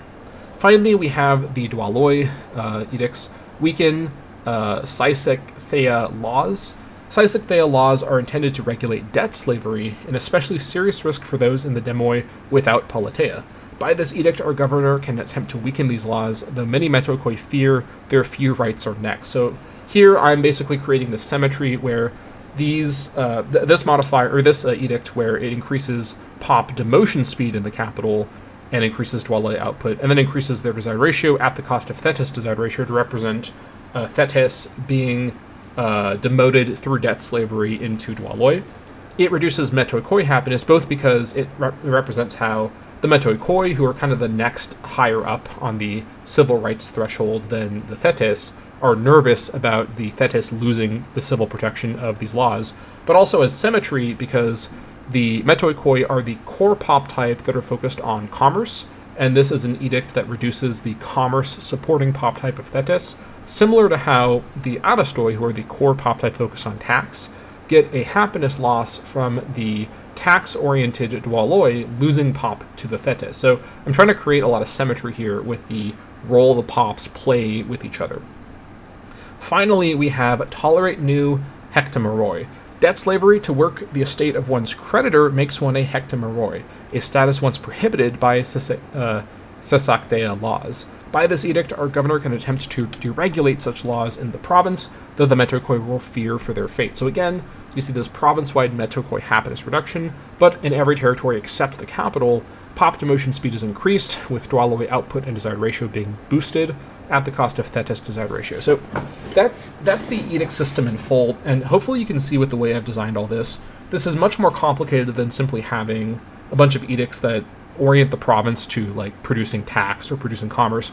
Rather, I really went with the system to challenge players to really learn how Hegemony's unique pop types work and really think about how the pop types relate to each other and how they kind of require different sets of systems and sort of mechanics to be fully realized, as each of these different edicts has a number of negative effects, and all the edicts actually tend to negatively affect the pop type that it's increasing the ratio for. So you have to make a decision between, I want to have a larger, less happy population, or I want to have, a bonus elsewhere, but it doesn't hurt the pop type, or even maybe it helps the pop type. For example, if you want to focus on a tax economy, perhaps going for these pop types that actually bring in, affect that increase Metocoin desired ratio, but they also increase Politis desired ratio because a tax economy doesn't rely as much on Metocoin happiness, but it does benefit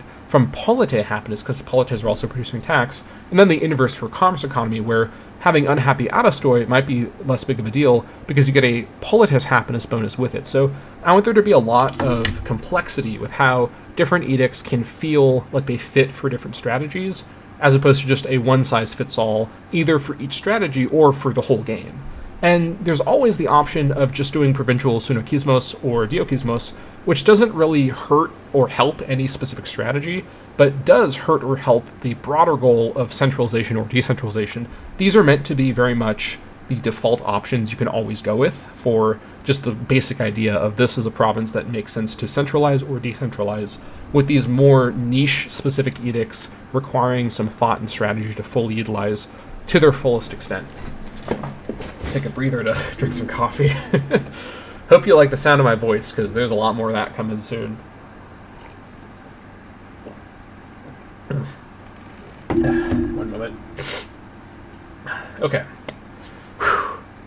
Next up, there's so much more to cover still. So we're now going to transition to talking about the big policy rework that has come with 0.7.5. So policies is a concept that I had previously talked at length about wanting to implement with the mod and have tried to implement in an earlier form, which didn't really work and actually broke during the alpha and stopped working correctly.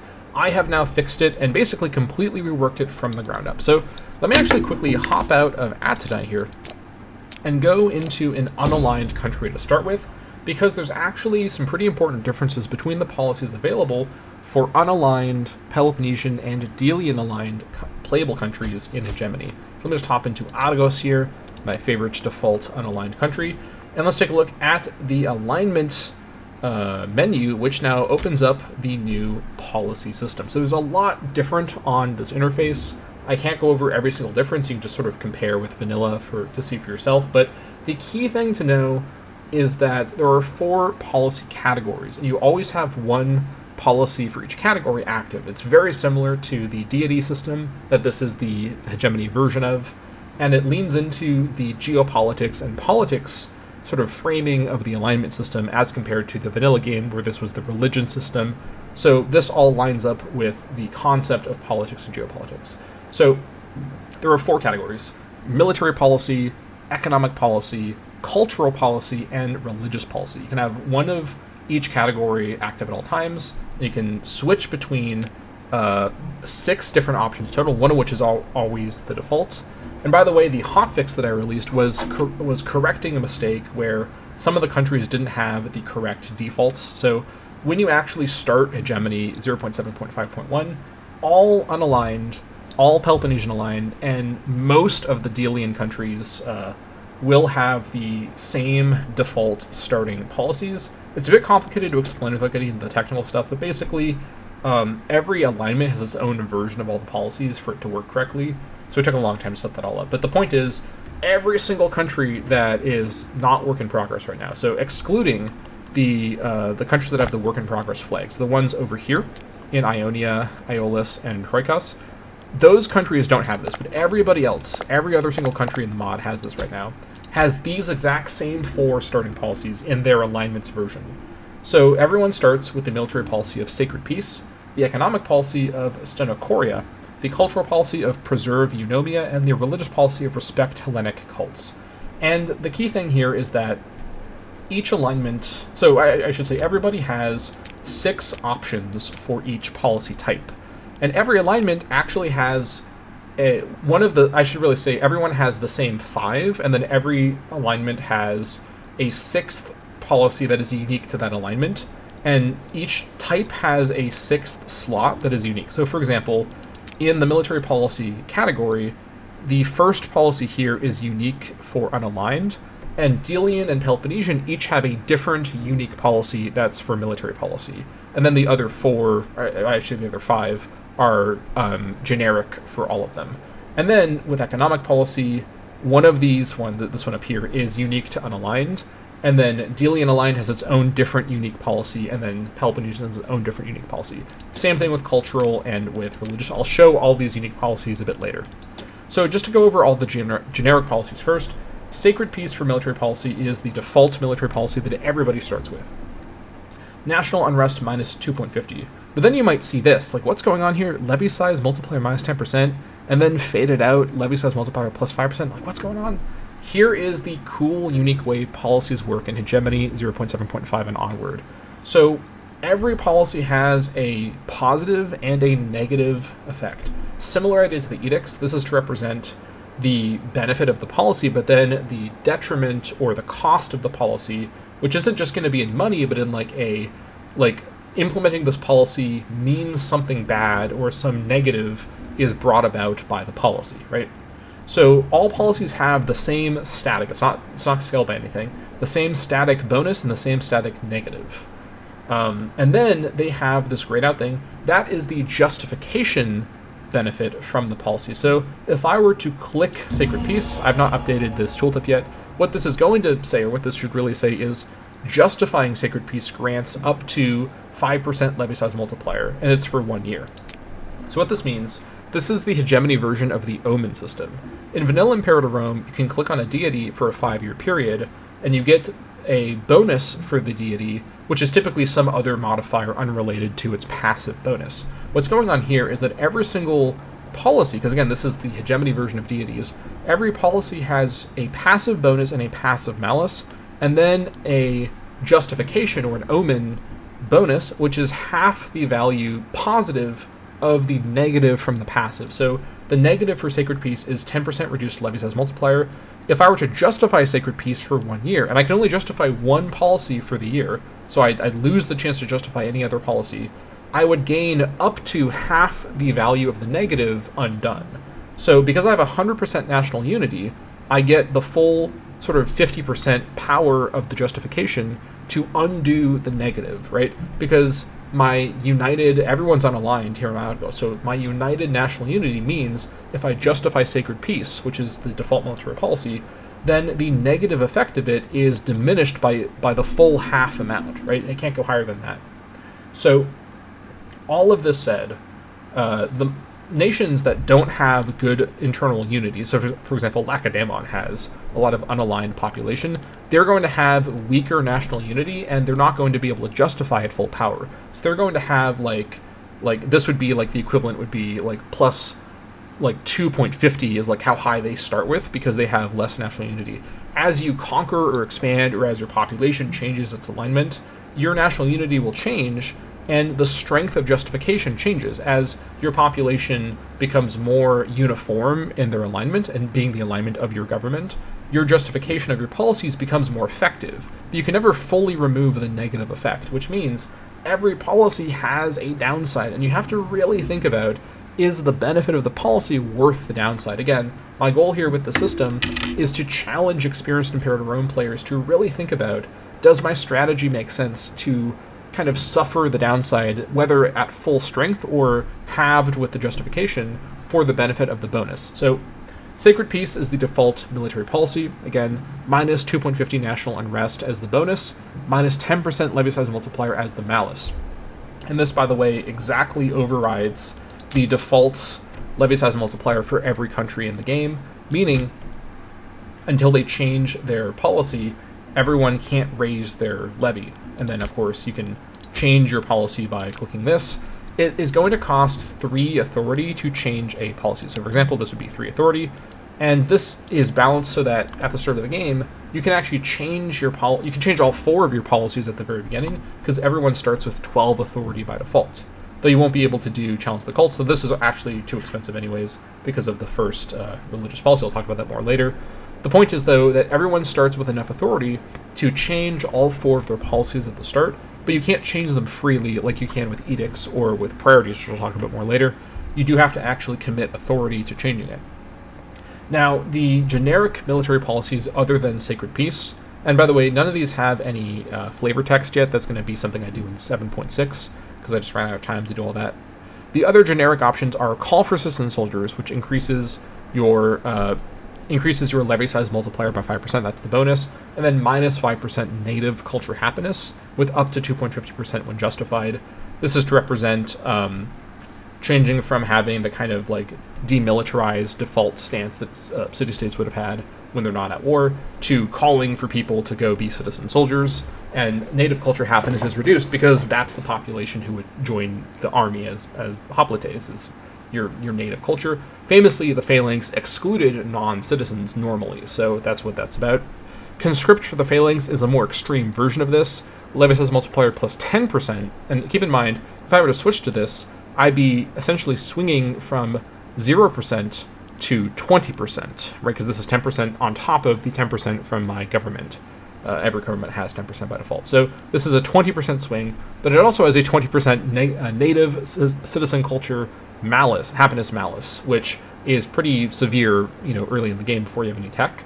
Though doing justification restores up to 10%. Again, the interface here has not been updated correctly yet. I will get to that later, but that is the basic way that it works on a gameplay level. And then you have Institute the Triarchia, which gives minus 5% Navy maintenance cost passively, but minus 5 loyalty of character with up to 2.50 loyalty of character restored on justification. And the more extreme version, Appoint Sin Triarchoi, Navy maintenance cost minus 10% and minus 20 loyalty of characters with up to plus 10 on justification. These are very, sort of like these ones, these are very extreme ways to strengthen your Navy as opposed to your Army at a great cost in some other form, in this case with loyalty. So these are all the generic military policies.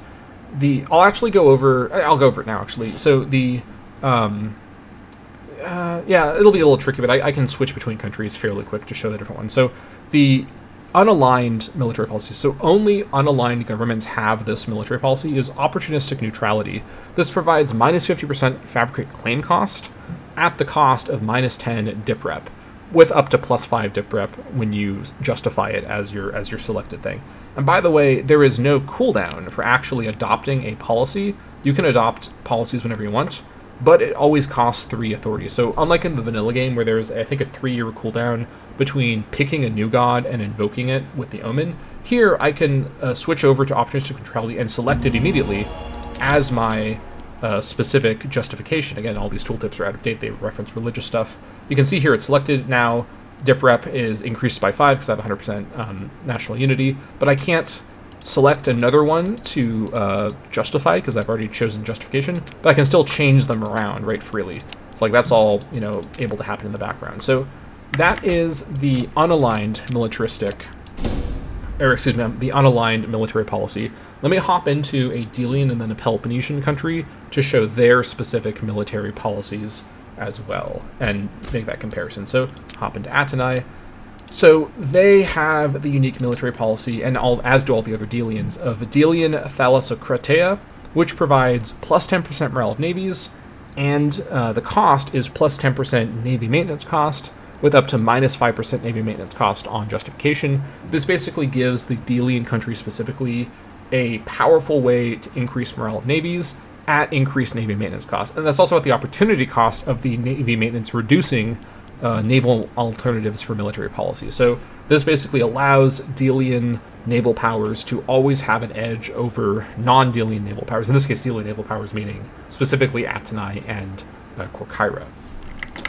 And then, as you might imagine, for the military policy slot, the Peloponnesian alignment has a land warfare-oriented military unique bonus. And keep in mind, by the way, that because these are all alignment-specific, this sixth slot, it means that, for example, I actually go into Corinthos here as a showcase here.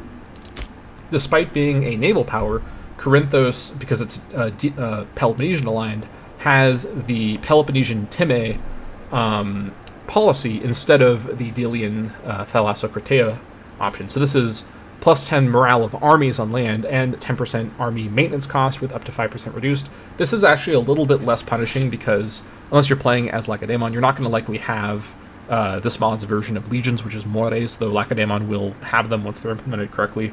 But this does affect mercenary cost. So this is a pretty good way for Peloponnesian countries of any size to have a land edge over Delian opponents or unaligned opponents. So Peloponnesian Time is the unique Peloponnesian alignment military policy. Let me hop back over to an unaligned country. This is a good stress test of my mod to make sure it is loading in every single time, which was what the hotfix was concerned with. Yes, let me hop back over to Argos and talk about economic policies. So the default economic policy is stenochoria, which is a reference to the stinginess, which is what the word means, of the sort of Hellenic soil for agricultural yield. This results in minus 2.50 national unrest and minus 10% global monthly food as the malus, with plus 5% global monthly food as the justification bonus. Then the other generic options are commission telonai. This results in plus 10% native Adastoi happiness, and that's native Adastoi happiness, so only specifically the Adastoi of your native culture. Though, unless you've conquered people, other cultures shouldn't be promoting the Adastoi anyways, but just wanted to note that. And then minus 10% national metokoi happiness with plus 5% restored on justification. This is one of your two ways to strengthen a tax economy. Then there is the more severe way, levy the eisphora, plus 10% national tax, but minus 10% Adastoi happiness with plus 5% on justification. This provides a more direct way to increase your tax economy, but at the cost of the Adastoi being unhappy, because of course this represents actually levying the eisphora tax, where taxation happened in this time period, as opposed to commission telonai, which are the tax collectors, who would typically be from the Adastoi population. So this is kind of the more indirect, kind of more subtle way to strengthen the tax economy by working with the Adastoi. This is the more brute force way to sort of force taxation, which upsets the Adastoi, though you can justify it to get their happiness back a little bit.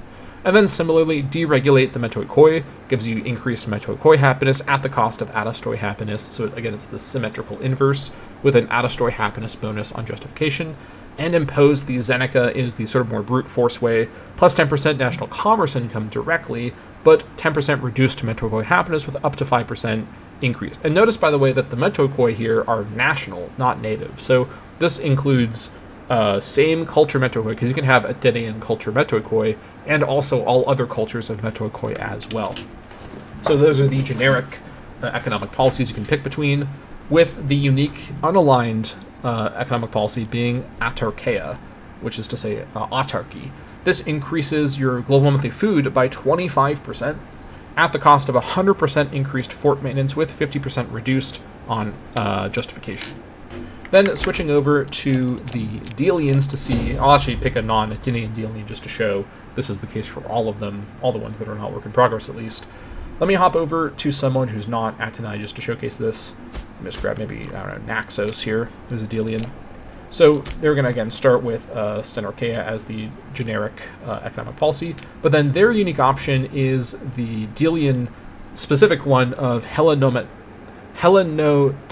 which basically means like the tax collectors of the Delian system. So one overarching theme with the Delian policies is they are very much designed to benefit Atenai and like a tribute economy, which is how Atenai basically is set up.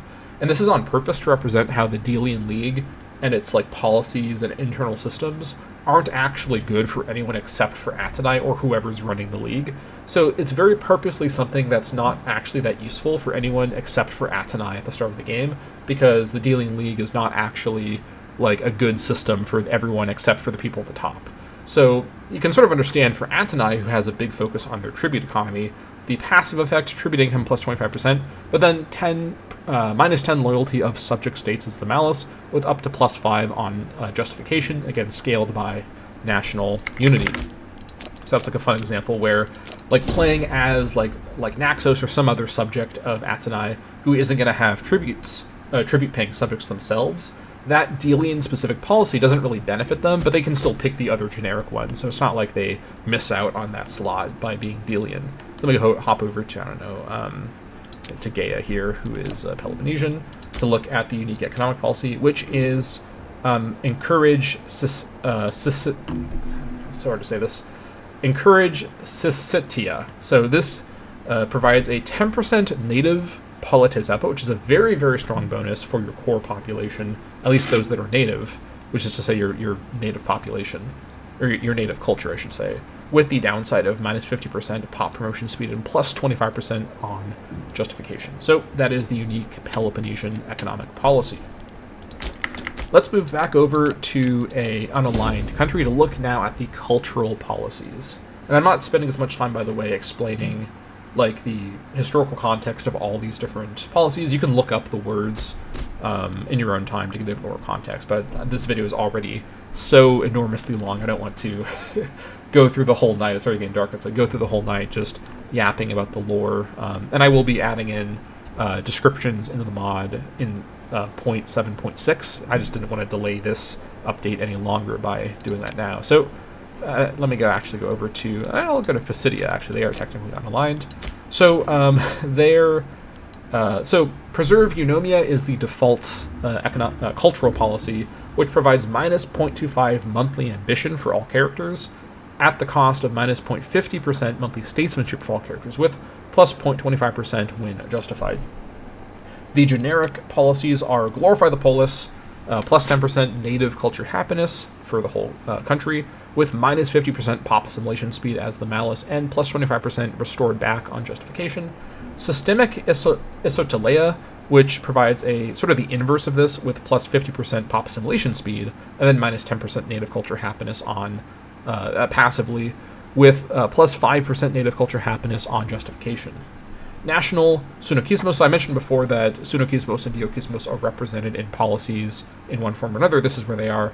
National Sunokismos provides plus 10% maximum splendor everywhere, and splendor is typically going to be increased as a mechanic only by missions. This is one of the few ways to get it otherwise, also by some techs as well. And then the cost is 25% increased build cost, with up to minus 0.12.50% on justification. I might actually rebalance this to increase the build cost a little bit, but I'll get back to that in a future patch. But I think that should actually be a little bit more severe of a malice, to be honest, for that bonus. But anyways, that is National Sunokismos. National Diokismos provides a sort of conceptually inverse version of this, with plus 0.50% monthly splendor everywhere, and then minus 25% pop capacity everywhere, with up to 12.50% on justification. I think I might increase this negative as well, but this is basically a way of representing the Sunokismos and Diokismos mechanics on a national level. Now, they make more sense and are sort of more narrowly tailored as mechanics on the provincial level with the provincial versions, but I think it is interesting to have a national equivalent that you can run independently of how you manage each province, as these are things that did often happen on a national level for city-states.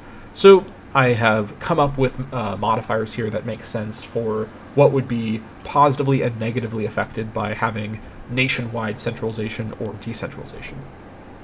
Now, the unique unaligned cultural policy is Pragmatic Rhetoric, which provides +1 flat pop realignment speed in every single territory.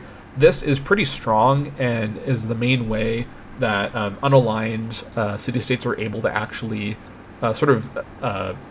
realign pops that they convert to be unaligned. Now, you can do this anyway. It's not like unaligned is like it's harder to do, but this gives them an edge up because much of the world of Hegemony is not unaligned. Much of it's already aligned in the Peloponnesian War. So this allows you to kind of convert, right, in that sense, conquered pops more easily at the cost of monthly ruler popularity -1, with up to plus 0.50 on justification. So this allows you to quickly change over conquered pops to become unaligned, because this is an unaligned only policy. This is only available for them, right?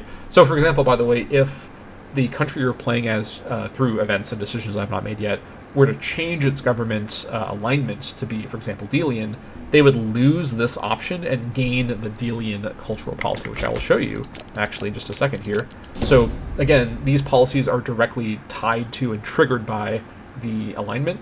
So it's not just like you start with this, it's if you change your alignment mid-game, your available policies also change over to the one with your alignment. That's how it's meant to work, at least. So let me go over to Telmessos as an example. This is a Delian-aligned Anatolian country. Their unique, I should say the Delian unique cultural policy is Delian Isonomia, which provides 10% increased population happiness. This is a very, very large bonus at the long-term negative cost of plus 0.50 monthly ambition. If you don't remember how ambition works as a mechanic, it is the replacement on the character level for corruption, and growing ambition dramatically, like kind of out of control, dramatically increases character wages. So you can basically transform your government into a bunch of like really crazy ambitious go-getters who bankrupt your country like in an out of control spiral way if you allow their ambition to raise too quickly. But the kind of appeal of Delian isonomia, which basically means like Delian, like the system of equality, because the Delian kind of culture was more focused on like democracy and kind of more like kind of communities that are have more civil rights and equal rights than other Hellenic communities. So that's what this is referencing. Then, of course, justification restores up to minus 0.25 monthly ambition to try to keep that in check. And then finally over to the Peloponnesians for their unique cultural policy. Let's head on over to a Peloponnesian country. I think I will go ahead and grab the interesting Peloponnesian country down here. Carpathos is actually a Peloponnesian country. You may not have known that, but they in fact are. Hop in here and showcase the Peloponnesian unique cultural policy of Nomophylakia, which is the inverse of the Delian one, minus 0.50, well, it's not quite the direct inverse, but it's sort of like the inverse, minus 0.50 monthly ambition as the positive, and then minus 0.50 pop realignment as the negative. So it's actually kind of like it combines the positives and negatives from the other two unique policies here with plus 0.25 pop realignment speed on justification. This basically allows Peloponnesian countries to have better control over character ambition management, but it makes it harder for them to realign non-aligned pops to the government's alignment with that negative. So you can basically decide actually when you start, like you're going to start a new game, which mechanics do you like and which ones do you want some help with. So if you really don't like dealing with really ambitious characters, maybe playing as a Delian country, because the unique policy you get for this is going to worsen ambition, versus playing as a Peloponnesian country who has this unique policy that reduces ambition, and it reduces it more than the generic one. That is a choice you can make. And that's another thing, by the way, with the unique policies for all the different alignments. All of the unique policies are at a higher scale and tend to be better than the generic policies, because they do have some overlap, obviously, in what they do. All right, now to round out the policy part of this video, let's go back over to an unaligned country to look at the unaligned, I should say the generic and then the unaligned religious policies.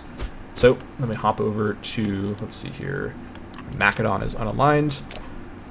What's their alignment, actually? 100%, that's fine then. Okay, so the generic policy for religious policy for everybody is respect Hellenic cults. This provides minus 0.05 monthly cult influence and 100% increased challenge the cult cost. This is a new way for me to think of the cult influence management stuff. So at the start of the game, you have no sources of cult influence by default. And what respect Hellenic cults does is it gives you a very small but sufficient at the start loss of cult influence, so you basically don't need to deal with the system at all at the start. However, it basically makes challenge the cults way too expensive for regular use, so you can basically decide between having respect Hellenic cults and having a little bit of cult influence loss all the time, but then it basically locks off this action that costs normally 12 authority, it would now cost 24, but it gets much, much more cult influence loss, -1. So basically, whenever you're respecting the Hellenic cults, it's not sensible to challenge the cults. Whenever you want to challenge the cults, you don't want to continue respecting them. So these two sort of actions make sense to be in conflict with each other, and they make each other, they don't work at the same time, basically. So the generic alternatives are favor the cult of Zeus, which provides plus 10 dip rep, but also provides as a negative plus 0.20 monthly cult influence with minus 0.10 on justification. So the religious policies now serve as the main way cult influence is kind of juggled as a mechanic. So if you want to get the bonus from these policies, you have to deal with the cult influence that you can get rid of a little bit through justification, but is now a large source of the cult influence you're going to be dealing with. On top of, by the way, a lot of cult influence coming from increasing your religious research. I've talked about this back in the video I did when I covered the research changes. So that's what Cult of Zeus does. Favor the Cult of Apollon gives you 100% increased Improve Opinion Maximum, but again, plus 0.20 cult influence, negative by default, with up to minus 0.10 when justified. Then you've got Regulate the Cults, which gives you minus 0.50 monthly cult influence. This is basically half the power of Challenge the Cults in terms of cult influence loss, but it comes with a very hefty minus 10% population happiness.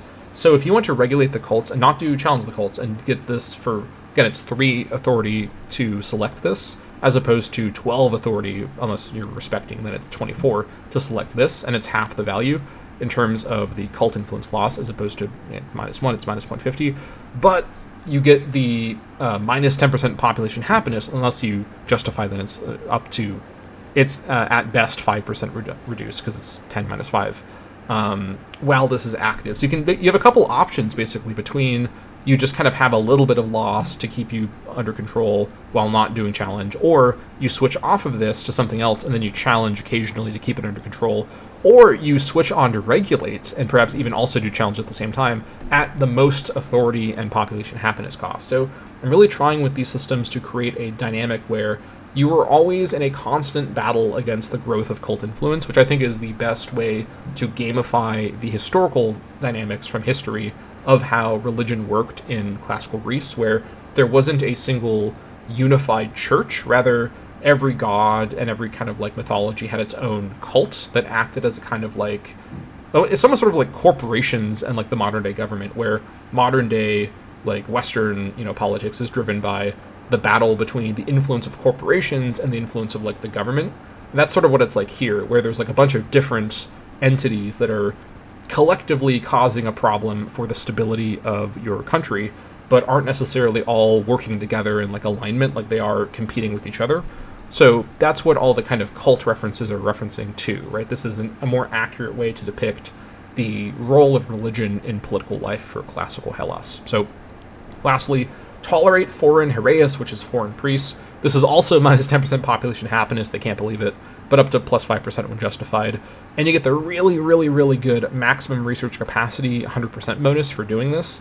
So you actually are often going to start off with 100% research capacity because I've increased the research rate for Atastoy. I mentioned before that I boosted Atastoy outputs because of their different ratios. So many countries actually are going to begin with 100% research capacity. So you're going to want to actually increase it, which one of the ways of doing it is with this policy at the cost of an unhappy population, which might actually reduce your research capacity, your actual research below the amount that you would have needed to be at 100%. So there's a cost to it for sure, but if you're really focusing on maxing your research capacity, letting those foreign priests in with their foreign knowledge is going to be helpful for that.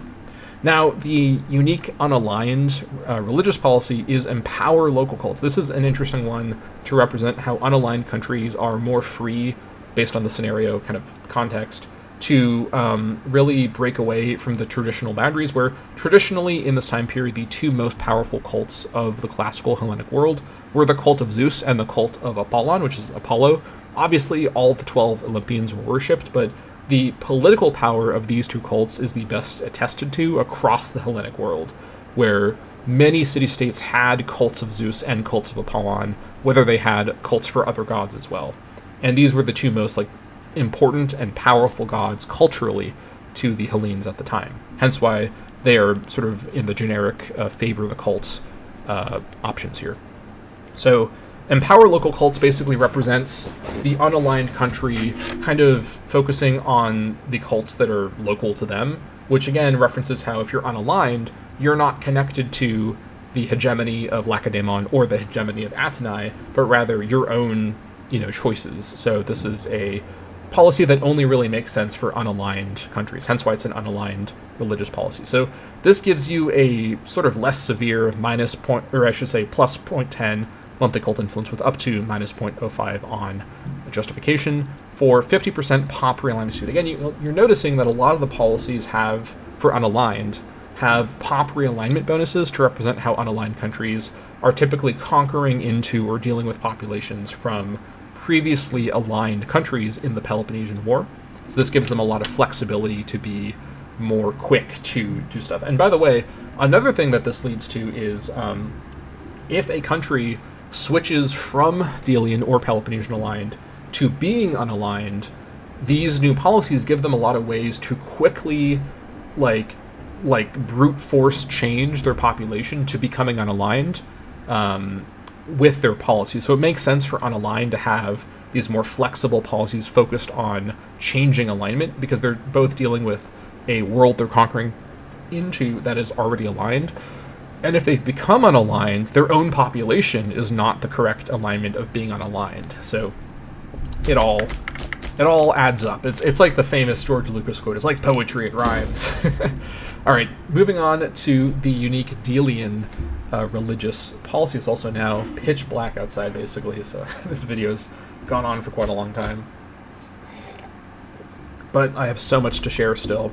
Oh, let's just go over to, I don't know, Stiera is fine.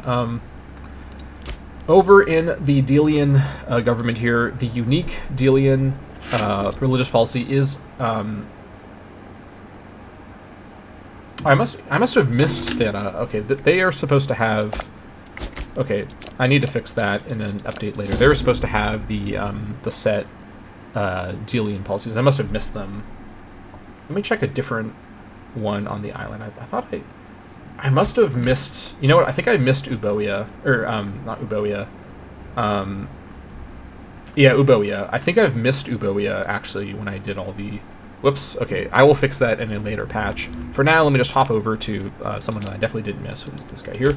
So, and by the way, the country I was just looking at, they did have the correct policies, but they didn't have the correct preset starting policy, so I need to fix that later. But here, with someone starting with the correct starting policy, the Cult of Athena is the unique Delian policy, as you may have imagined. This provides a plus 25% tribute income passive bonus and a plus 0.10 monthly cult influence. Again, it's less severe than the other cults because this represents the relationship between the Cult of Athena and the Delian League. Obviously, Athena is a very important goddess to the Delian League, and Atenai, who is named after her. Although, interesting bit of history, there is some evidence that the goddess Athena is actually named after the city. The relationship between her and that city is very, very deep. So it's not just that, oh, it's a city that's like associated with her. Like the concept of the goddess may have come from the city of Atenai. Like the connection is very, very deep. So the cult of Atenai is very linked, therefore, with the city of Atenai. Even though Atenai is worshipped in other places, I think it makes sense that if you're not dealing, like in this politicized time period of the Peloponnesian War, if you're not in the Delian League, I imagine the cult of Atenai is probably not as favored because it's so connected with the political situation of the city of Atenai and like the Delian League that is like worshipping Atenai really relentlessly. So anyways, Delian city-states have favored the cult of Atenai as a policy. This provides a tribute bonus again, another bonus that strengthens Atenai's tribute economy but isn't really helpful for other people. And again, plus 0.10 monthly cult influence and minus 0.05 on justification. Lastly, moving over to a Peloponnesian country. I'm going to try to speed things up here, but I still have so much more to share. This patch is truly enormous, and I'm not even like near the end yet. There's way more to come here in this video. Let's go over to, I guess, they're unaligned. Ellis is Peloponnesian aligned. And take a look at the Peloponnesian religious policy, Restore the Theocratia. This is a pretty weird one, and it doesn't really line up with the other unique religious policies because it actually increases cult influence by a pretty stark plus 0.50 at the benefit of plus 0.5 loyalty of, plus 5 loyalty of characters.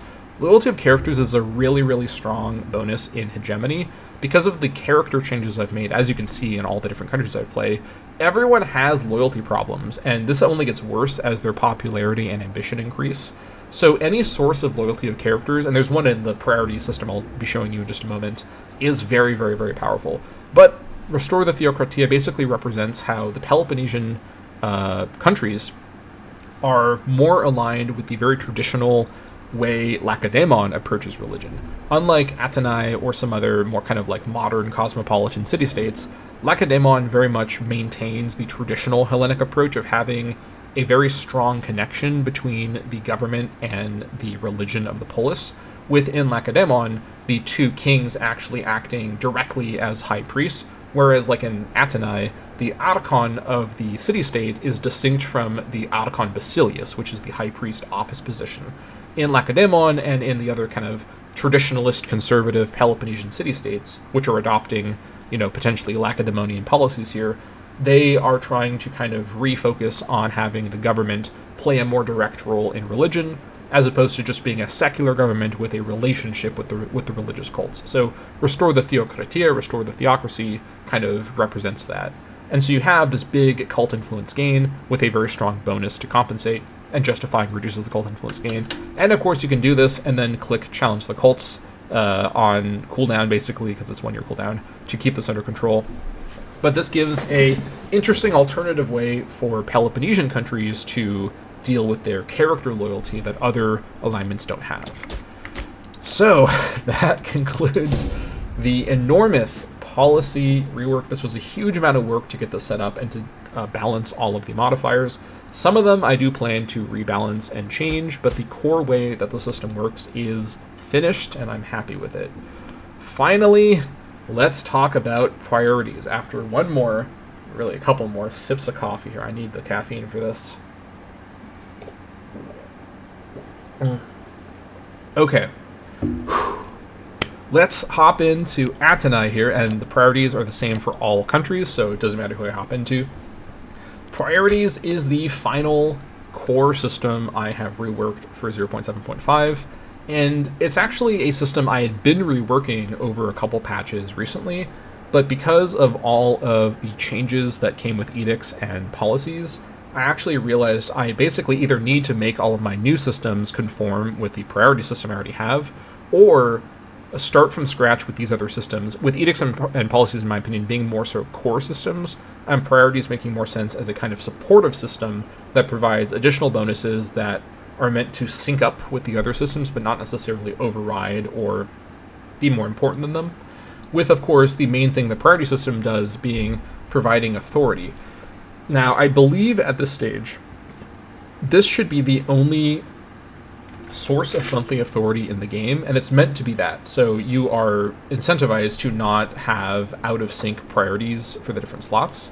But with the rework of priorities, all of the priorities are now rebalanced around working alongside edicts and policies, and also my new tech tree from a few patches ago. And I have completely reworked all of them, and there are also 9 of them per category. So let's talk about priorities. So, as with policies, there's 4 categories: military, economic, cultural, and religious. There is a lot of overlap between what these priorities do and what the policies do. Priorities tend to be a bit more straightforward. They only provide 1 bonus. They don't provide any negatives or even a second bonus. And my approach here is there are 9 per category, and in order to get the all-important +1 authority per month, which is your main way to gain authority, you need to match up these 4 slots. I've put a lot of thought into, can I justify having it work in a different way where people can customize and like in vanilla and actually have multiple from different categories. I really have balanced these priorities, assuming that you are committing to 1 priority per category. And I don't know if the mod actually is balanced if you break that, but I think I've eliminated all sources of authority other than this. So if you don't match up the bonus categories, you are not going to get your authority, and you really need your authority to do all other internal management. So having said that, we're going to proceed assuming everyone plays by the rules and has 1 priority per category, and I've really balanced them again, assuming you're picking between a set of 4, which is some combination of these 36 priorities. So again, it's completely free to change priorities. There's no cooldown either. It works very similarly to edicts. And yeah, let's talk about them. So first of all, military priorities. Log Hagoi Tactics plus 10% Hoplite Offense, Strategoi Tactics plus 10% Hoplite Defense, and Justify Misthefore plus 1 Max Mercenary Armies. This is the single source of Merc Army maximum from the start of the game. You get more from your tech trades from some other sources later, but you largely aren't going to have access to mercenaries aside from this option. And this was one of the earliest ideas for a priority I ever had, and it's been a trademark of the, or kind of, what's the better word? It's been a hallmark of the military priority system in multiple iterations over the course of the mod's development. I'm glad to see it here in this final version. Then we have the naval options: favor Diek Plus with plus 10% Tri-Raise offense, favor Paraplus with plus 10% Tri-Raise defense, and provision for patrol with 100% increased naval range. Again, keep in mind, you're picking one of these 9, and you can't pick the others without losing monthly authority. Repurpose the ruins, minus 25% fort maintenance, deploy Gastrofetis with plus 25% assault ability, and Scourge the Polis with plus 5 hostile attrition. So you can sort of envision that there's multiple scenarios where any one of these might be the best option, unlike with policies and edicts, where I kind of want them to play a role in forming your build design and kind of grand strategy. I have always, and especially right now with this version, have kind of envisioned priorities as a kind of reactive system, like a support system, where I want you to be constantly pausing your gameplay and thinking about and reviewing your priorities menu here and deciding, does it make sense to actually change my priority reactively to what's happening or what's about to happen? As many of these bonuses are pretty defining, but if you're not running this all the time, you can't rely on it being there. So I want you to actually pause your game to change your military priority over to favor Paraplus if you're about to be attacked at sea and you notice it, or change over to Lokagoy tactics if you're about to do a land attack. And it may make sense, for example, to run Repurpose the Ruins as your kind of passive one, but these, like Scourge the Pulse may also make sense to run passively, but it's totally... I'm very much anticipating that a high-level player will run Repurpose the Ruins as their military priority by default, and then switch it away to other things, and then switch back to it, or perhaps Provision for Patrol if you're playing as a naval power. So I very much have built these priorities around thinking about, when would they be switched to, and when are they ones that you would run in the background and switch away from, and balance them around that idea. All right, so next up, the economic priorities options. First is Patronize Lufotos with plus 25% pop realignment speed nationally. Then is Demand Letorgoria with plus 5% national tax. Subsidize Panoplia with plus 10% national manpower. Collect Historiae with plus 10% research. Entice Imporoi with plus 10% import value. And Protect Aegean Trade with plus 10% export value. Notice I've split up the commerce economy here into import and export so that you really need to have a good understanding of how your commerce economy is being powered. From my own Timbuktu campaign I'm running right now, I have really realized how important distinguishing between an import and export-oriented economy can really be. Then we have Invest in Infrastructure, minus 50% build time.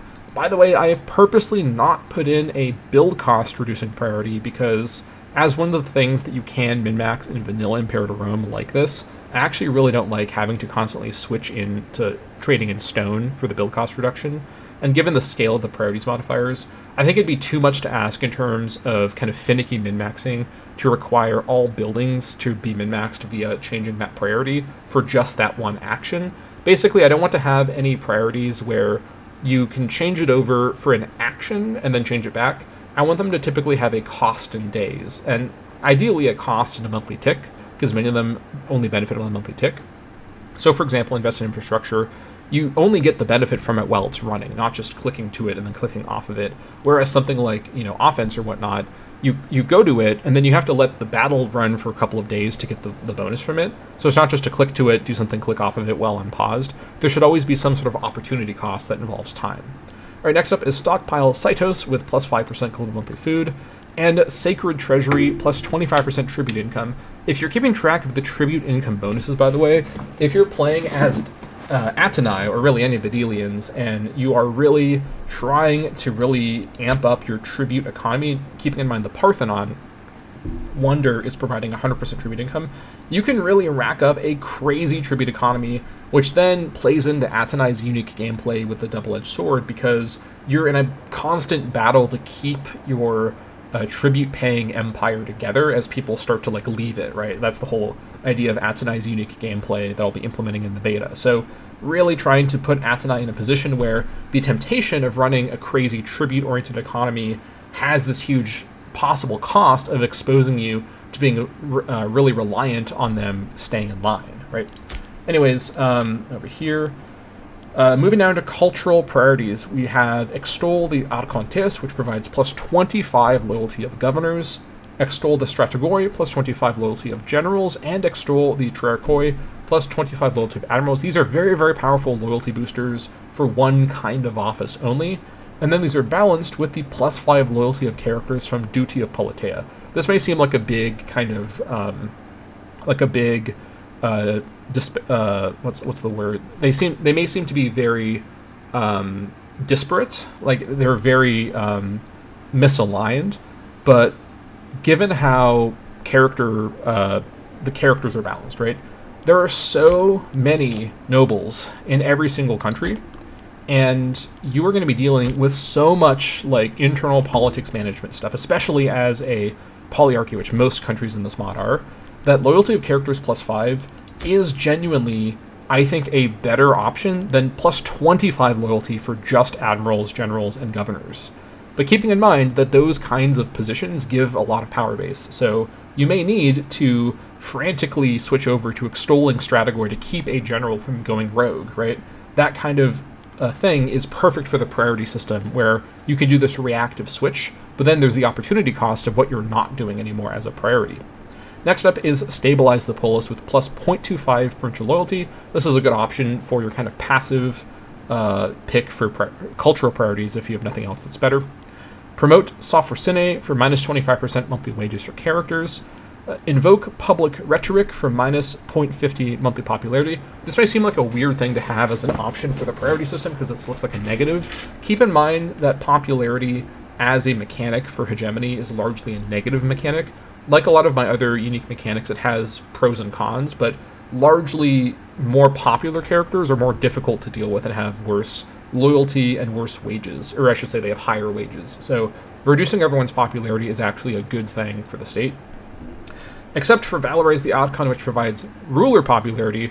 This is again that double-edged sword, where ruler popularity is really good for you as the ruler, but especially in a democracy where your ruler is cycling every year. In an oligarchy, this is a bit better because you have a longer-term ruler, as long as you don't get rid of them.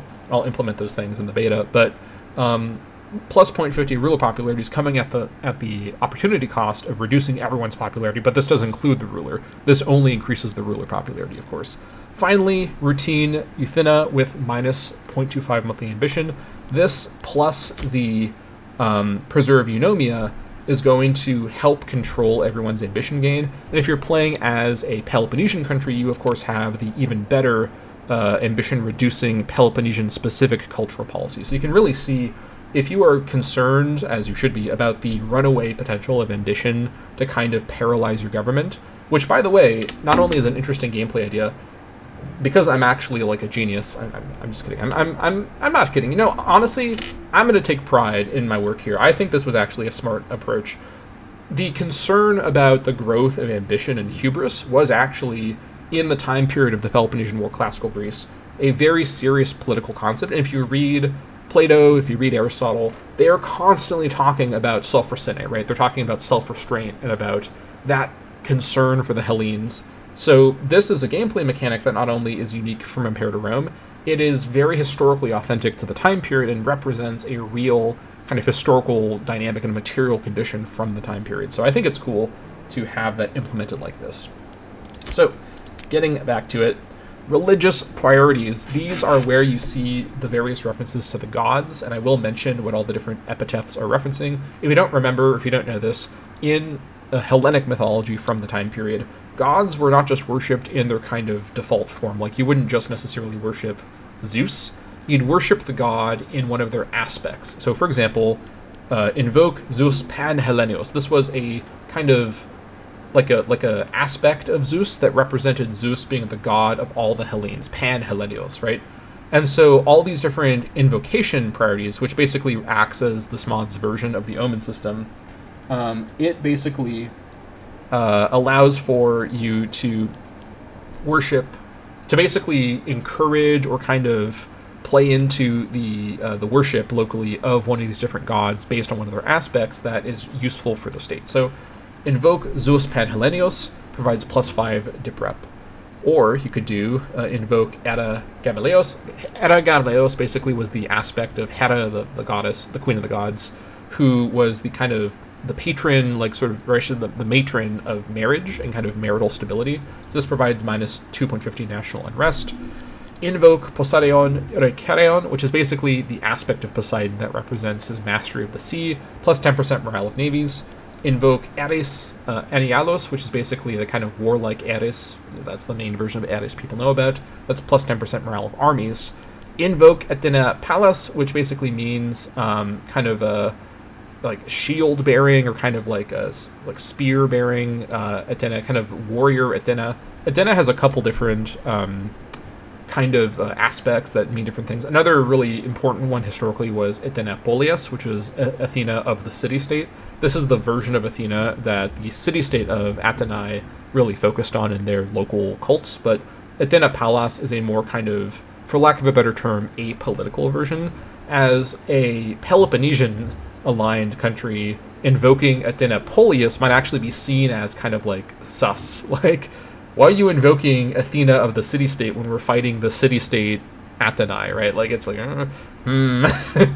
So, invoke Athena Pallas is a more kind of generic version of Athena, which everyone would have been cool with, and not just Athenae and the Delians. So, this is siege ability plus 25%. Invoke Hephaestus Polyphron, which means sort of crafty Hephaestus. Of course, Hephaestus is the smith god. Manpower recovery speed plus 10%. Invoke Demeter Eukarpos, which is Demeter, which is the god of harvest and fertility. This is Demeter, the kind of agricultural goddess, like the goddess of crop fertility. National population growth plus 50%. And invoke Apollon Phoebos. This is the most popular epithet of Apollon, which means Apollon the bright, like Apollon the sun.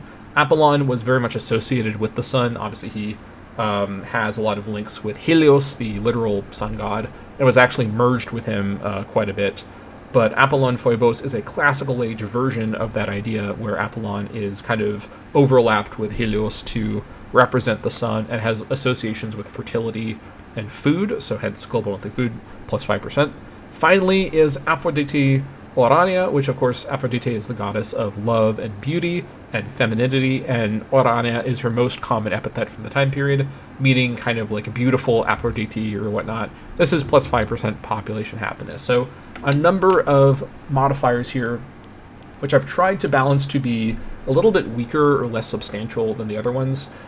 Although, I should note that, again, many of these are situational, so these modifiers are all over the place with what they are modifying to represent how the different gods represent different aspects of civilization and Hellenic culture, so they're not just all going to be, like, because previously my religious priorities were all diplomacy-focused, which in an earlier version of the mod made more sense, but now I don't think that makes a lot of sense. There's not really enough diplomacy modifiers to do it like that with 9 priorities, so I think it makes sense to have the different gods strengthen different parts of your possible, strategy and make more sense there. So, but again, you can change between them for free, and there's no reason to always run Athena Pallas unless you're sieging someone, right? Ironically, if you're trying to siege Athenae, which once I have the long wall implemented will be very difficult to siege, Athena Pallas might make a lot of sense there. But yeah, that's what's going on with the religious priorities, and that actually wraps up the entire conversation about priorities. It's now the dead of night, but I have successfully now yapped at you for about 2 hours about this super gigantic patch, 0.7.5. Again, 0.7.5.1 is the most up-to-date hot-fixed version. It is on the Steam Workshop and on the Paradox Plaza. And I thank you all for sitting with me for this very lengthy video. Hopefully, since I spent this entire video just constantly talking as fast as I could, you can see what I've been doing for the last 2 months with this project. I've not just been kind of sitting on my hands, like kind of zoning out. I've been hard at work researching and implementing these systems into the mod. I'm really, really happy with how this has turned out. Obviously, there are a few things that I may want to rebalance and tweak here and there, even some things I've mentioned in this video, but largely I consider this a very successful patch in finally really setting up Hegemony as a fully playable mod with all of its core mechanics essentially in place and working as intended, with, of course, again, balance to come. But that's going to be it for this developer diary. Thank you all so much for sitting with me for this whole thing and watching, and I will see you next time.